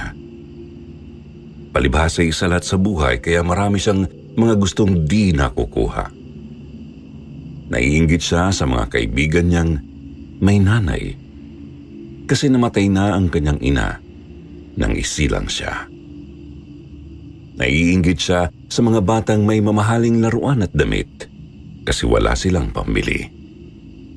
At naiinggit siya sa malaking bahay ng mayaman nilang kapitbahay kasi maliit na barong-barong lang ang kanilang tahanan. Di kalayuan kasi sa kanilang kahoy na barong-barong ay may malaking bahay na bato. May malaking gate ito at napakataas ng mga bakod. Bubong na nga lang daw ang makikita mo sa bahay kapag tiningnan mo mula sa mabuhanging kalye. Bihira lang din nilang makita ang mga nakatira roon. Dahil sa pagiging mainggitin, naging bugnutin ang binatang si Duping. Palaging nakasimango tapos madalas sumasama-sama sa mga barkada para magliwaliw. At ang mga kaibigan din niyang ito ang siyang nag-udyok sa kanya upang mapunta sa maling landas. Nariyan ang madalas na pag-iinom, pagsusugal at kahit pambabastos ng mga babae. Madalas nga rin daw siyang hindi nakakapaglako ng mani kasi inuuna ang laboy. Hanggang sa lumala pa ng lumala ang kalokohan nilang 6 na magkakaibigan. Kailangan na nilang maghanap ng maraming pera para matustusan ang mga bisyo. Dito na naisipan ng kaibigan ni Dupeng na si Andong ang isang napakasamang plano. Magnanakaw sila para makaipon ng sapat na perang panggastos sa mga bisyo. Noong una ay tutol si Dupeng at ang isa pa nilang kaibigang si Casio. Oo, sakit sa ulo sila ng mga magulang nila, pero ayaw naman nilang maging perwisyo para sa ibang tao. Gusto lang naman kasi talaga nilang magsaya at maglibang at hindi ang gumawa ng krimen. Subalit itinuloy pa rin ng mga sang-ayon kay Andong ang balak. Nanloob sila ng isang bahay sa may palengke at nakakuha ng malaki-laki ring halaga. May nakuha pa nga po silang mga gintong singsing at hikaw na agad nilang ibinenta. Ang unang nakaw na yon ay nasundan pa ng nasundan. Bukod sa pera at alahas, nakakakuha din ng grupo ng mga mamahaling damit, sapatos at kahit pagkain gaya ng tsokolate. Ito yung tipo ng mga bagay na matagal nang pinapangarap ni Dupeng. Kaya nang lumaon, tuluyan na rin siyang naudyok na sumama sa mga pagnanakaw ng kanyang mga kaibigan. Napagkasunduan nga lang nilang magnanakaw lamang kapag kailangan nila ng pera. Bukod sa iwas huli, ayaw rin nilang abusuhin ng husto ang paggawa ng masama. Lumipas ang ilang buwan, marami-rami na po silang nananakawan noon, Sir Jupiter. Mga bahay, tindahan o kahit mga nakaparadang sasakyan. Marami-rami na nga ring naiipon si Dupeng sa kanyang alkansya at mga mamahaling bagay na nakatago sa isang kahong kahoy sa ilalim ng kanyang papag. Ito yung mga natitira sa mga ninanakaw na hindi nagagastos sa kanilang bisyo. Isang dapit hapon, naglalakad po si Dupeng noon mula sa kanilang bahay papunta sa tambayan nilang magbabarkada. Nakasalubong niya si Andong na kakalabas lang mula sa tarangkahan ng malaking bahay. Napakalaki ng ngiti nito at tumingin ng makahulugan kay Lolo. Walang salitang sumunod si Dupeng sa kaibigan hanggang sa makarating sila sa tambayan. Isang maliit na kubo na nasa ibabaw ng medyo nakaangat na bahagi ng dalampasigan. Sa ibaba ng bangin na yun ay tubig dagat na kaagad na gadibdib ang lalim. Nakita ni Dupeng na nagiinuman na pala sa tambayang kubo ang iba pa nilang mga kaibigan. Umupo siya sa sahig at agad nilagok ang tuba na itinagay sa kanya. Si Andong naman ay uminom din, tapos ngingisi-ngising nagsalita. Mga pre, alam ko na kung saan tayo susunod na manluloob. Alam nyo kasi, inupahan ako nung taga-riyan sa malaking bahay para manggapas ng mga damo sa bakuran. Meriosep, napakalaki pala talaga ng bahay at napakagarang tingnan. Hindi nga lang ako nakapasok sa mismong bahay pero sigurado akong marami tayong mahihita roon. Nagkatinginan sina Dupeng at ang 4 pa nilang mga kaibigan. Alam na alam nilang halos imposible ang sinasabi ni Andong. Napakataas nga po ng mga simentadong bakod ng bahay na yun. Hindi sila makakasilip muna para tignan kung may tao ba o wala. Kaya alanganin talagang umakyat. Gayunpaman hindi nawala ang pagngisi ni Andong. Sabi nito 2 lang pala ang nakatira sa malaking bahay. Isang matanda at ang dalagang apo nito. Meron silang hardinero na pumupunta roon kada linggo. Pero may sakit yung manong kaya pinakiusapan muna si Andong noong araw na yun. Nagpatuloy sa paglalahad ng pag-aalangan ng magtutropa. Natatakot kasi talaga silang sumuong sa alanganing nakaw at baka pamahuli. Subalit mapilit talaga si Andong. Sinasabi niyang kampante siya sa gagawin nila at may plano na siya kung paano papasukin ang bahay. Kaya naman napapayag din niya sina Dupeng tsaka nakinig ang mga ito sa kanyang balak. Kinabukasan ng dapit hapon, nagkita-kita ang magbabarkada sa taniman ng niyog sa may likod ng malaking bahay. Nalaman daw kasi ni Andong na pupunta ng bayan ang maglolo at sa makalawa pa ang balik. Kaya naisip nitong saktong-saktong gawin ang binabalak nila noong gabing iyon. Doon pa lang daw hindi na magandang pakiramdam ni Dupeng. Binubulungan siya ng sariling isip na umalis na. Pero may bahagi naman ng utak na naguudyok sa kanyang tumuloy. Pero dahil nga gusto rin talaga niyang mapasok ang malaking bahay, hindi na lang siya umimik. Dala ang isang mahabang lubid, umakyat si Andong sa puno ng niyog na malapit lang sa bakod. Lumundag papasok, tsaka binigyan ng hudyat ang mga kasama na sumunod. Si Dupeng ang sumunod na umakyat. Nakita niyang may maliit na puno ng mako papala sa bakuran ng bahay at doon sila bababa para tuluyang makapasok.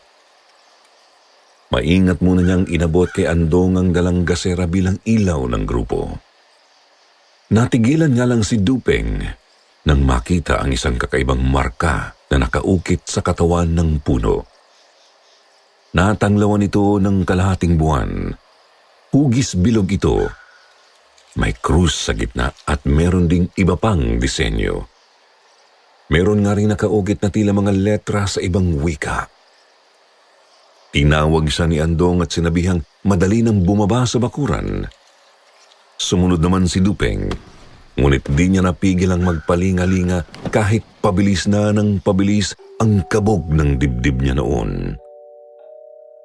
Nang sindihan na nila ang gasera, napansin din niya ang kaparehong marka na nakaukit din sa bandang itaas ng sementong bakod. Meron nga rin po sa mismong dingding ng bahay na bato. Nang makababa na ang buong grupo, nauna si Andong na lumapit sa likurang pinto ng bahay. Nanayong lalo ang balahibo sa batok ni Dupeng kasi nakita na naman niya ang marka sa pinto at mga bintana. Tumuloy sa pagpasok ang magkakaibigan. Dumaan sa kusina hanggang sa makarating ng sala. Subalit napakunot lang ang noo ni Andong nang wala silang makitang pwedeng nakawin. Mga upuan, mesa at kabinet lang ang nakita nila. Pawang gawa sa matitigas na kahoy ang mga yun. Binuksan nila ang mga kabinet pero wala namang mga mamahaling laman. Puro mga garapon at boteng may kung anong mga langis at pulbos lang ang nakita nila. Meron ding mga pinatuyong dahon, mga kandila, mga rosaryo at mga burloloy na di naman maibebenta ng mahal. Pinuntahan nila ang mga kwarto, pero wala rin silang napala. Mga personal na gamit lang ng maglolo ang naruroon, gaya ng mga pangkaraniwang damit at mga litrato. Meron ding mga lumang libro na di nila maintindihan ang laman at mga rebultong santo na gawa sa kahoy. Mainit na ang ulo ng magkakaibigan noon maliban kay Dupeng. Di kasi niya mapigilang mapansin ang kakaibang mga bagay sa loob ng bahay. Inalala niya ang marka sa mga puno, bakod at dingding sa labas, tapos minasdang maigi ang mga bote, garapon at libro. Sa katunayan ay may nakita pa nga siyang iba pang mga simbolo sa loob ng bahay. Pinulot ni Lolo Dupeng ang isang itim na kandila.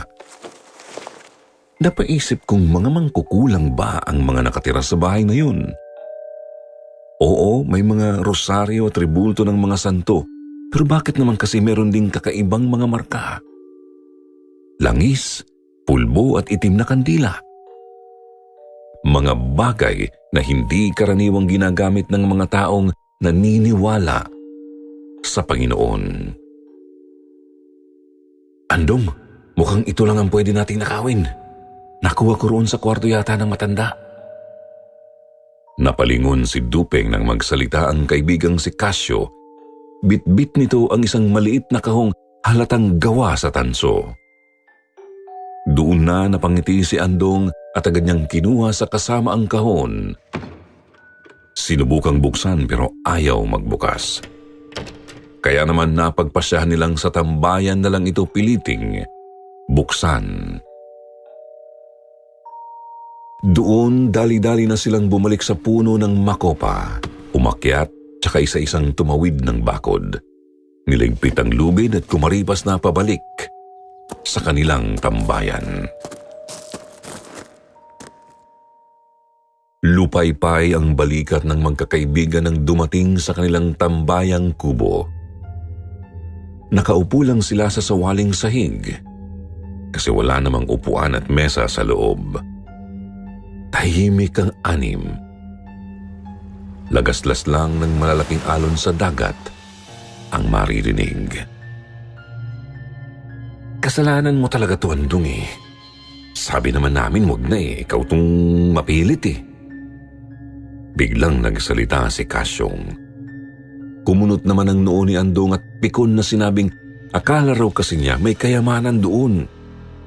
Kahit sino naman daw kasi, iisiping maraming mamahaling bagay sa isang malaking bahay.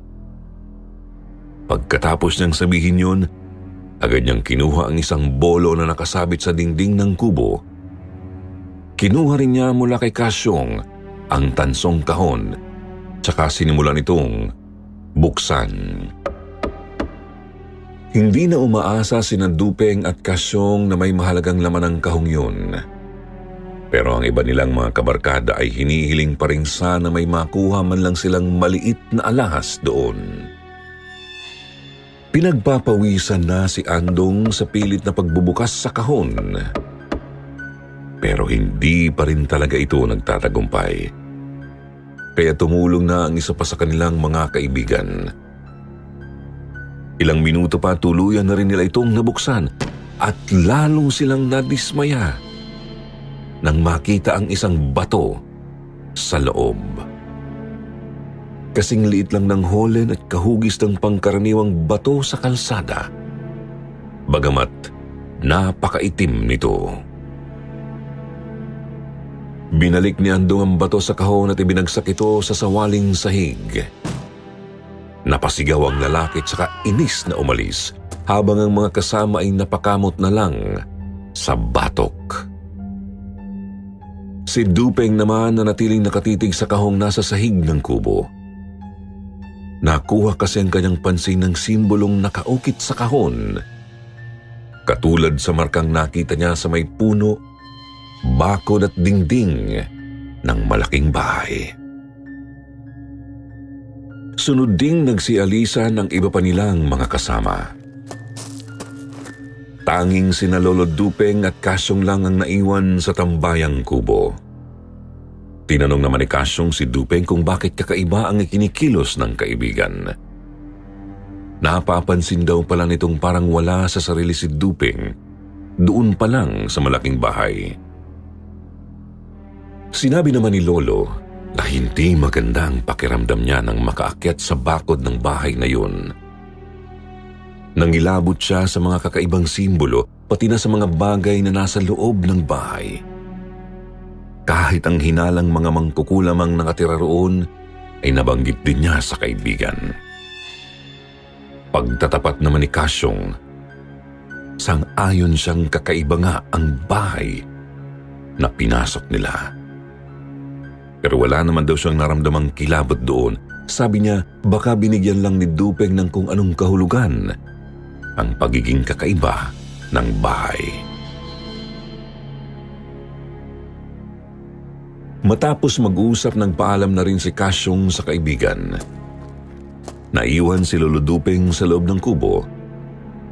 Tinititigan pa rin ang saradong kahon na may lamang bato. Kinuha niya ito at nakumpirmang totoong tanso nga iyon.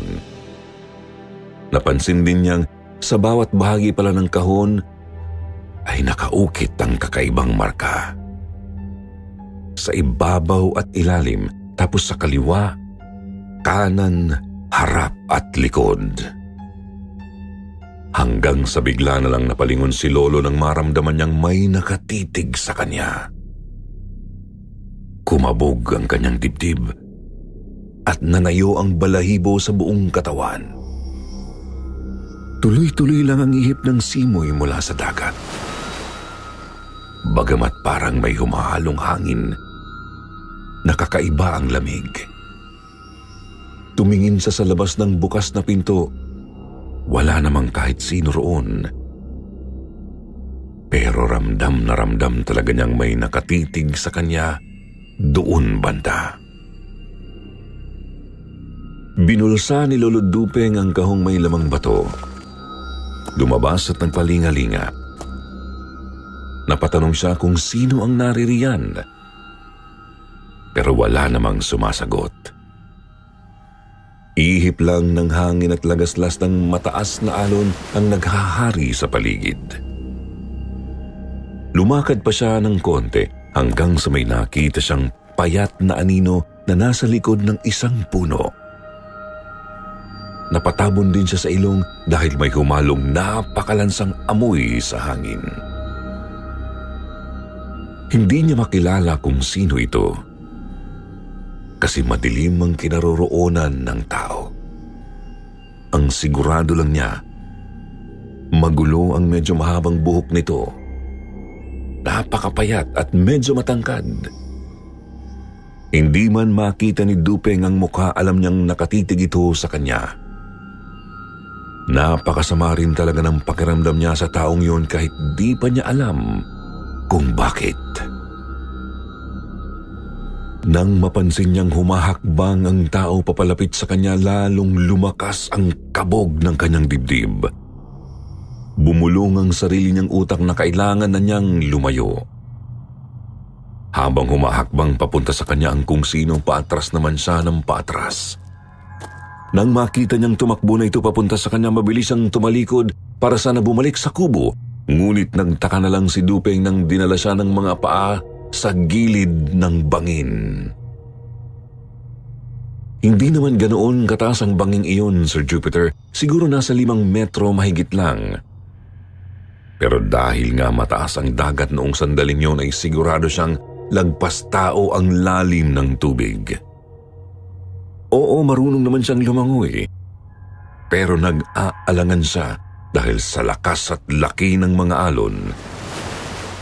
Subalit nang nilingon niya ang tao, nakita niyang ilang metro na lang ang layo nito sa kanya at sa tulong ng kalahating buwan. Naaninag na rin niya ang mga mata nitong nanlilisik ang titig. Napakatindi na ng malansang amoy at nararamdaman niyang kilabot. Doon itinulak na ni Lolo Dupeng ang sarili na tumalon papunta sa dagat. Pilit nilabanan ang bugso ng alon, makalayo lang sa humahabol sa kanya.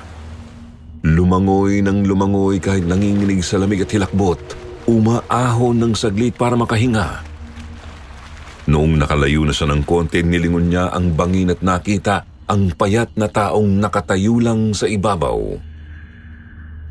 Hindi pa rin malinaw sa kanya ang itsura nito kasi nga wala talagang ibang liwanag maliban sa buwan. Lumangoy pa ng lumangoy si Lolo Dupeng. Nang may makita siyang nakataling banggang pangisda, sumampa siya rito para makapagpahinga. Umupo siya roon para habulin ang kinakapos na hininga. Lumingalinga sa dalampasigang medyo malayo na sa bangin. Walang makitang kahit sino roon. Hindi na rin niya maramdaman ang kakaibang kilabot na dumapo sa kanyang pagkatao kani-kanina lang. Nang maalala ang panghihilakbot, nagtaka si Dupeng kung bakit siya nakaramdam ng ganun. Kung tutuusin kasi pangkaraniwan lang naman ang hugis ng anino ng taong yun. Hindi niya sigurado kung bakit niya naramdamang may masamang balak yun bago pa siya hinabol. Nagpahinga pa sa bangka si Lolo ng mga kalahating oras bago siya tumapak sa dalampasigan. Dumiretso sa kanilang bahay. Naligo sa poso. Nagpatayo gamit ang tuwalyang nasa sampayan tapos pumasok na sa loob. Dala niya ang tansong kahon na nasa bulsa lamang niya nang lumusong sa dagat. Iniisip nga niya noon kung ano ang meron sa batong yon at ayaw pa niyang itapon na lang. Tutal wala namang halaga sa kanya yon. Pagkapasok niya sa pinto ng kanilang kusina, naabutan niya ang kanyang tatay Enyong na kumakain. Sabi nito, magbihis na si Dupeng at nang makapaghapunan na. Kailangan pa raw nilang magbalat ng bawang at mani na lulutuin ng kanyang lola Dita kinabukasan. At mayroon din daw silang mahalagang pag-uusapang mag-ama. Pumasok si Dupeng sa kanyang kwarto. Hinila ang malaking kahong kahoy na nasa ilalim ng papag. Binuksan ang kandado nito at saka nilagay ang maliit na tansong kahon na may lamang bato. Nasa loob din ng kahoy na kahon ang iba pang mga personal na gamit at mga bagay na ninakaw ng kanyang mga kabarkada. Pagkatapos, nagbihis na si Lolo Dupeng tsaka nagpunta ng kusina para maghapunan. Nadatnan niya roon ang kanyang tatay na naghahanda ng mga gulay para sa mga lulutuin at ibebentang ulam kinabukasan. Nakita rin niya ang isang mangkok na may sinabawang munggo na sinahugan ng tuyo. Anak, matagal naming pinag-usapan ng lola Dita mo ito, pero sa susunod na buwan lilipat na tayo ng Bohol. Natigilan si Dupeng sa pagkain na magsalita ang kanyang tatay Enyong. Paliwanag pa ng lalaki gusto na raw kasi ni Lola Dita na umuwi sa pinanggalingan nitong probinsya. Lalo't humihina na ang kanyang katawan. Hindi sumagot si Lolo Dupeng. Nagpatuloy lang ito sa pagkain subalit sa loob-loob niya. Ayaw niya sa pasyang yun dahil mapapalayo siya sa nakasanayan niyang lugar at sa mga malalapit na kaibigan. Nang matapos kumain, niligpit at hinugasan na ni Dupeng ang pinagkainan, tapos kinuha ang babalatang mga mani at bawang. Magulo ang utak dahil sa dalawang bagay na iniisip. Una ay ang tungkol sa humabol sa kanya. At ikalawa ay ang sinabi ng kanyang tatay. Bumiyak ng balat ng mani tsaka nilagay ang laman sa mangkok. Inulit-ulit ang mga hakbang kahit lumilipad ang kanyang isip sa pagmumuni-muni. Kumuha ulit ng mani, biniyak ang balat at nilagay ang laman sa mangkok. Kukuha na naman sana ng isa pa. Ngunit napalingon sa kanyang tatay ng taranta itong magsalita. Anak, unahin mo yung mga bawang tapos palitan mo yung mga nakasabit sa mga pinto at mga bintana. Bilis! Napatanong si Dupeng sa kanyang tatay kung anong problema nito. Papalitan naman kasi talaga yung nakalagay na mga bawang sa mga bintana at pinto. Iwas sermon lang sa mapamahiin niyang Lola Dita. Mahigpit kasing bili nito palaging maglagay ng sariwang bawang araw-araw sa mga bintana at pinto. Proteksyon daw yon laban sa mga aswang. Hindi sumagot ang kanyang tatay Enyong, bagkus ito na mismo ang kumuha ng isang buong bawang, dali-daling binalatan, saka nilagay sa mga bintana at pinto. Tatanungin sana ito ulit ni Dupeng nang bumalik sa kusina, subalit natigilan ng binata nang maramdaman na namang gumapang ang parehong kilabot sa kanyang kalamnan. Nagkatinginan sila ng ama. Parehong di makapagsalita. Pero ramdam na ramdam ni Dupeng na may nakatitig sa kanya sa labas ng bintana ng kusina. Nilingon niya ang bintanang tinutukuran pa ng kawayang patpat. Pero wala naman siyang nakitang kahit sino roon. Subalit naroroon ang pamilyar na malamig na hangin at malansang amoy. Kaya naman mabilis na lang niya itong sinara, saka itinaling maigi ang lubid nito. Sabi ng kanyang tatay Enyong, bilisan na raw ang pagbabalat ng mani at bawang para sabay na silang matulog. Mahirap na raw kasi kung iiwan niya ang anak kahit may nararamdamang kung ano sa paligid. Nagtanong naman si Lolo Dupeng kung ano raw ba yung nararamdaman nilang nakakakilabot. Kahit kasi sarado na ang mga bintana, pinagpapawisan pa rin siya ng malamig. Umiling-iling ang kanyang tatay Enyong. Hindi raw ito sigurado kung ano ang nilalang na yun. At di rin niya alam ang pakay nito. Basta naramdaman na lang kasi niyang nananayo ang kanyang balahibo at naamoy ang kakaibang lansa. Kaya naisip niyang marahil yun na ang sinasabing aswang ng mga nakatatanda. Nagpatuloy si Dupeng sa ginagawa kahit di pa rin maawat ang pangingilabot. Nang matapos, pumasok na siya sa kanyang kwarto at ang kanyang tatay naman ay sa maliit na sala kung saan ito natutulog. Yun nga lang, di nakatulog ng maayos si Dupeng. Ramdam kasi niyang lumalapit sa kanilang barong-barong ang pinagmumulan ng kakaibang presensya. Lumalakas nga rin ang malansang amoy na animoy bulok na karne. Sa pagkakataong iyon, nagmimistulang kumot na ang masamang pakiramdam na lumulukob sa buo niyang katawan. Kinabukasan, napabalikwas ng bangon si Lolo Dupeng nang maramdaman ang init ng umaga.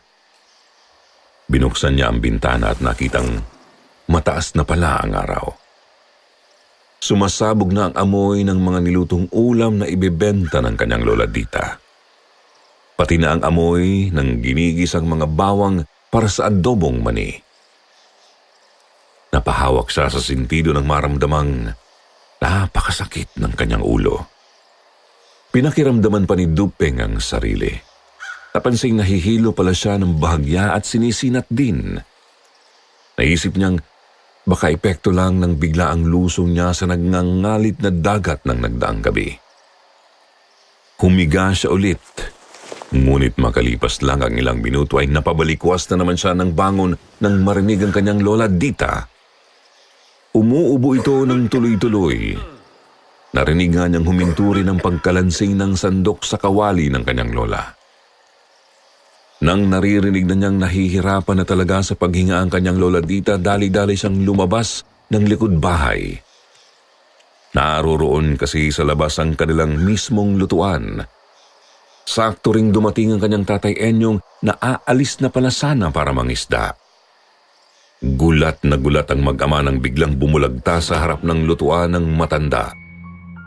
Di na sila nagsayang ng oras, agad silang naghanda para isugod sa ospital si Lola Dita, kahit pareho pala silang masama ang pakiramdam.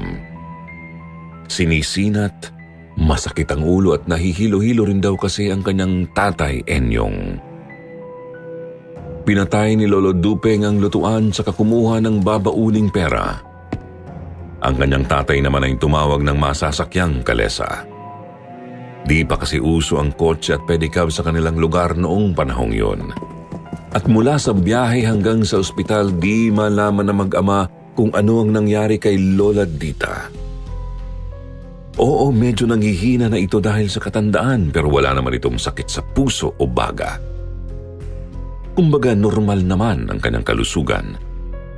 Batay sa edad na 80 anyos. Nakatulog naman si Lola Dita nang mapainom ng gamot ng mga doktor. Hindi pa nga lang siya pwedeng umuwi kasi kailangan pang suriin ng husto ang kanyang kalagayan. Di raw kasi agad matukoy ng mga doktor ang mismong sakit ng matanda.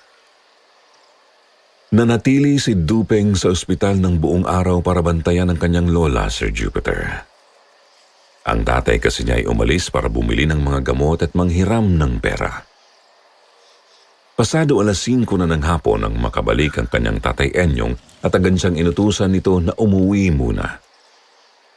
Kumuha raw ng mga damit ng kanyang lola Dita tapos magluto na rin ng pagkaing pwedeng dalhin sa ospital. Aminado mang pasaway at maraming bisyo, mahal naman ni Dupeng ang kanyang tatay at lola. Siyempre ayaw niyang mapasama ang kanyang lola Dita. Kaya pinilit muna niyang kalimutan ang bisyo noong mga oras na iyon. Mag-aalas 7 na ng gabi nang lakarin ni Lolo Dupeng ang madilim na kalye papunta sa kanilang bahay. Napadaan sa may tambayang kubo ng kanyang mga kaibigan. Niyaya siya ni Andong na uminom muna para mapayapa ang isip pero himalang nagawa niya itong tanggihan. Nagpatuloy lang siya sa paglalakad. Bagamat sumunod din sa kanya ang kaibigang si Kasyong. Uy, alam mo ba paring Dupeng? Nakauwi na kanina yung maglolo dun sa malaking bahay. Tapos ayun, pumunta yung dalagang apo sa barangay hall. Nagsumbong na nilooban daw ang kanilang bahay at nawawala ang isang maliit na tansong baul. Napalingon si Dupeng sa kaibigan ng magsalita ito. Kinabahan nang ipaalala ni Kasyong na nasa kanya nga ang tansong kahon at ang laman nitong bato. Napakamot siya sa sentido at napabuga pa ng hininga. Tapos sinabi sa kaibigang ayaw niya munang isipin yun dahil nga nasa ospital ang kanyang lola Dita. Ilang minuto pa ng paglalakad, may napansin si Dupeng na isang lalaking nakatayo sa ilalim ng punong santol. Siguro ay nasa mga 40 anyos na ito batay sa mukha. Ngunit napakapayat nito at matangkad. Tinitigan ni Dupeng ang lalaking natatanglawan ng buwan. Napansing kahawig ng mga mata nito ang mga mata ng humabol sa kanya kagabi. Binilisan ni Dupeng ang lakad. Nagtatakang sumunod sa kanya si Kasyong. Nagtatanong kung anong problema ni Lolo pero hindi sumagot si Dupeng. Nagtuloy-tuloy lang ito papasok ng kanilang bahay. Hinihingal niyang sinarado ang lahat ng mga bintana at pinto nang makapasok na sila ni Kasyong. Kita nga lang niyang tumayo ng ilang metro sa likod ng kanilang bahay ang kakaibang lalaki nang isara niya ang bintana ng kusina. Tinanong pa siya ulit ni Kasyong. Hindi pa rin siya sumagot. Bagkus ay sinabihan na lang niya ang kaibigang tulungan siyang magsaing. Saka nagsindi ng lampara. Subalit sinabi ni Kasyong, paano ako magsasaing? Isinarado mo ang mga pinto. Ano ba kasing problema, pare? Sabihin mo na lang kasi. Binaling ni Dupeng ang tingin sa mga ulam na nasa mesa. Ito yung mga nailuto na ng kanyang lola Dita, ngunit hindi na ibenta nang isugod ang matanda sa ospital. Naghanap siya ng mga pwede pang kainin tsaka inayos ang mga ito para dalhin. Naisip niyang bibili na lang siguro siya ng kanin sa mga bukas pang kainan na madadaanan. Nagpatuloy lang sa pag-aayos ng mga dadalhin si Lolo Dupeng habang ang kaibigan ay walang puknat sa pagtatanong. Natigil lang ang dalawa nang biglang may kumatok sa likurang pinto ng bahay. Pupuntahan na sana ito ni Kasyong pero biglang hinila ni Dupeng ang kanyang braso. Napikon na si Kasyong kaya mariin na niyang tinanong si Dupeng kung ano ba talaga ang nangyayari. Kinuwento ni Lolo Dupeng ang tungkol sa paghabol sa kanya ng nilalang na yon ng nagdaang gabi. Sinalaysay din niya ang kakaibang pakiramdam nila ng kanyang tatay Enyong at dinagdag na hindi nila alam kung ano ba ang pakay ng hinihinala nilang aswang. Ayaw sanang maniwala ni Kasyong sa mga sinasabi ni Dupeng pero nang mapansin niya ang mabigat na hangin at malansang amoy, di na rin niya mapasinungalingan ang kaibigan. Muling kumatok ang kung sino sa labas ngunit di sumasagot kapag tinatanong ng dalawa. Kaya naman kinuha na ni Dupeng ang kanilang itak. Binigyan din niya ng kutsilyo ang kaibigang si Kasyong pagkatapos kumuha sila ng mga bawang tsaka hinanda ang mga sarili. Tumigil ang pagkatok ng tao sa labas ngunit hindi nawala ang mabigat na pakiramdam ng dalawa. Ilang sandali pa nakarinig na lang sila ng mga kaluskos pataas sa dingding. Diretso sa bubungan. Kinabahan si Lolo Dupeng kasi gawa lang sa nipa ang kanilang bubong. Madaling mabubutas ng kung anumang nilalang kung sakali. Dinig nila ang mabibigat na mga yabag sa ibabaw ng nipang bubong. Lumapit ang dalawa sa pinto para madali silang makalabas kung kailangan. Bagamat nag-aalangang buksan ito kasi baka may nag-aabang pala sa bakuran. Tumindi ang pagkabog ng kanilang mga dibdib nang magsimula na ang tao sa bubong na halukayin ng nipa. Tinanggal ni Dupeng ang pangkandadong pako sa pinto at kasabay noon ay lumusot sa bubong ang kamay ng halimaw. Sir Jupiter, naliwanagan ng lampara ang napakapayat na brasong yun. Kitang-kita raw ni na Lolo Dupeng at Kasyong na hindi kamay ng pangkaraniwang tao yun. Mahahaba at matatalim kasi ang mga kuko, halata ring pinipilit nitong abutin ng dalawa sa loob ng kubo. Nang pinilit pa ng halimaw na abutin ng dalawa, doon na sila tuluyang lumabas ng pinto at agad kumaripas ng takbo.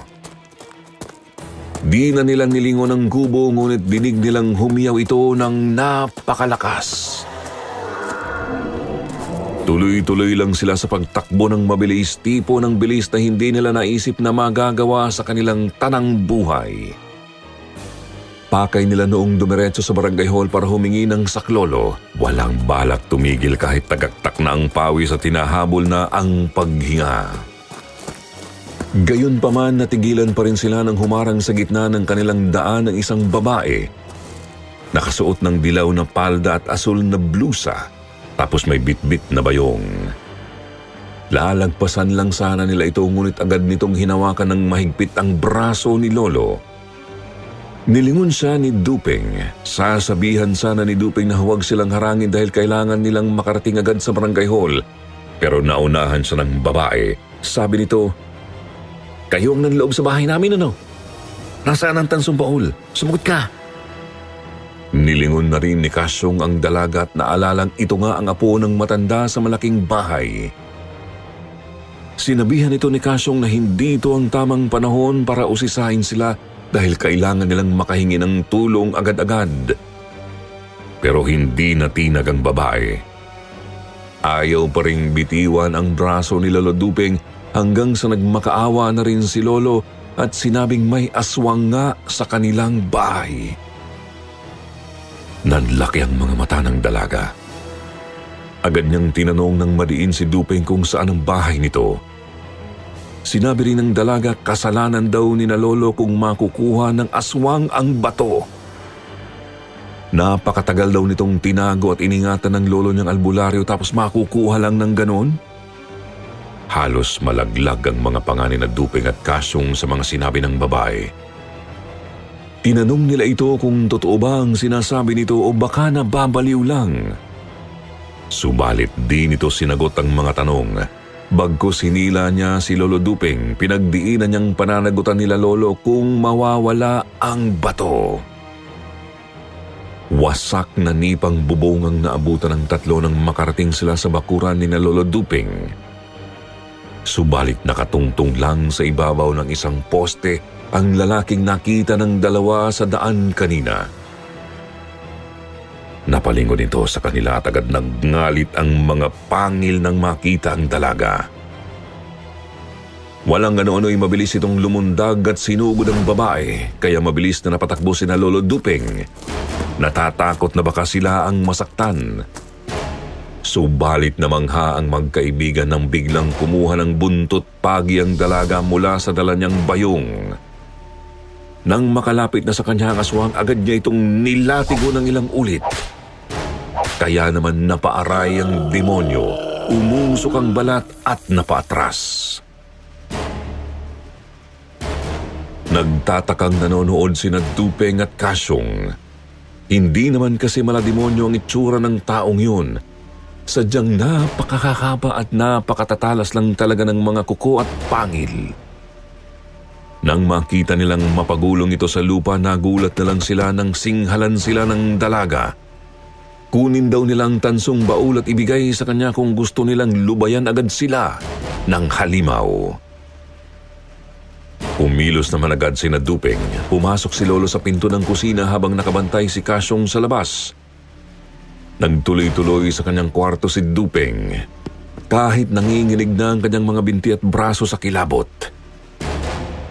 Hinila mula sa ilalim ng papag ang kanyang kahong kahoy. Napalingon sa bintana nang humayaw roon ang sinasabing aswang.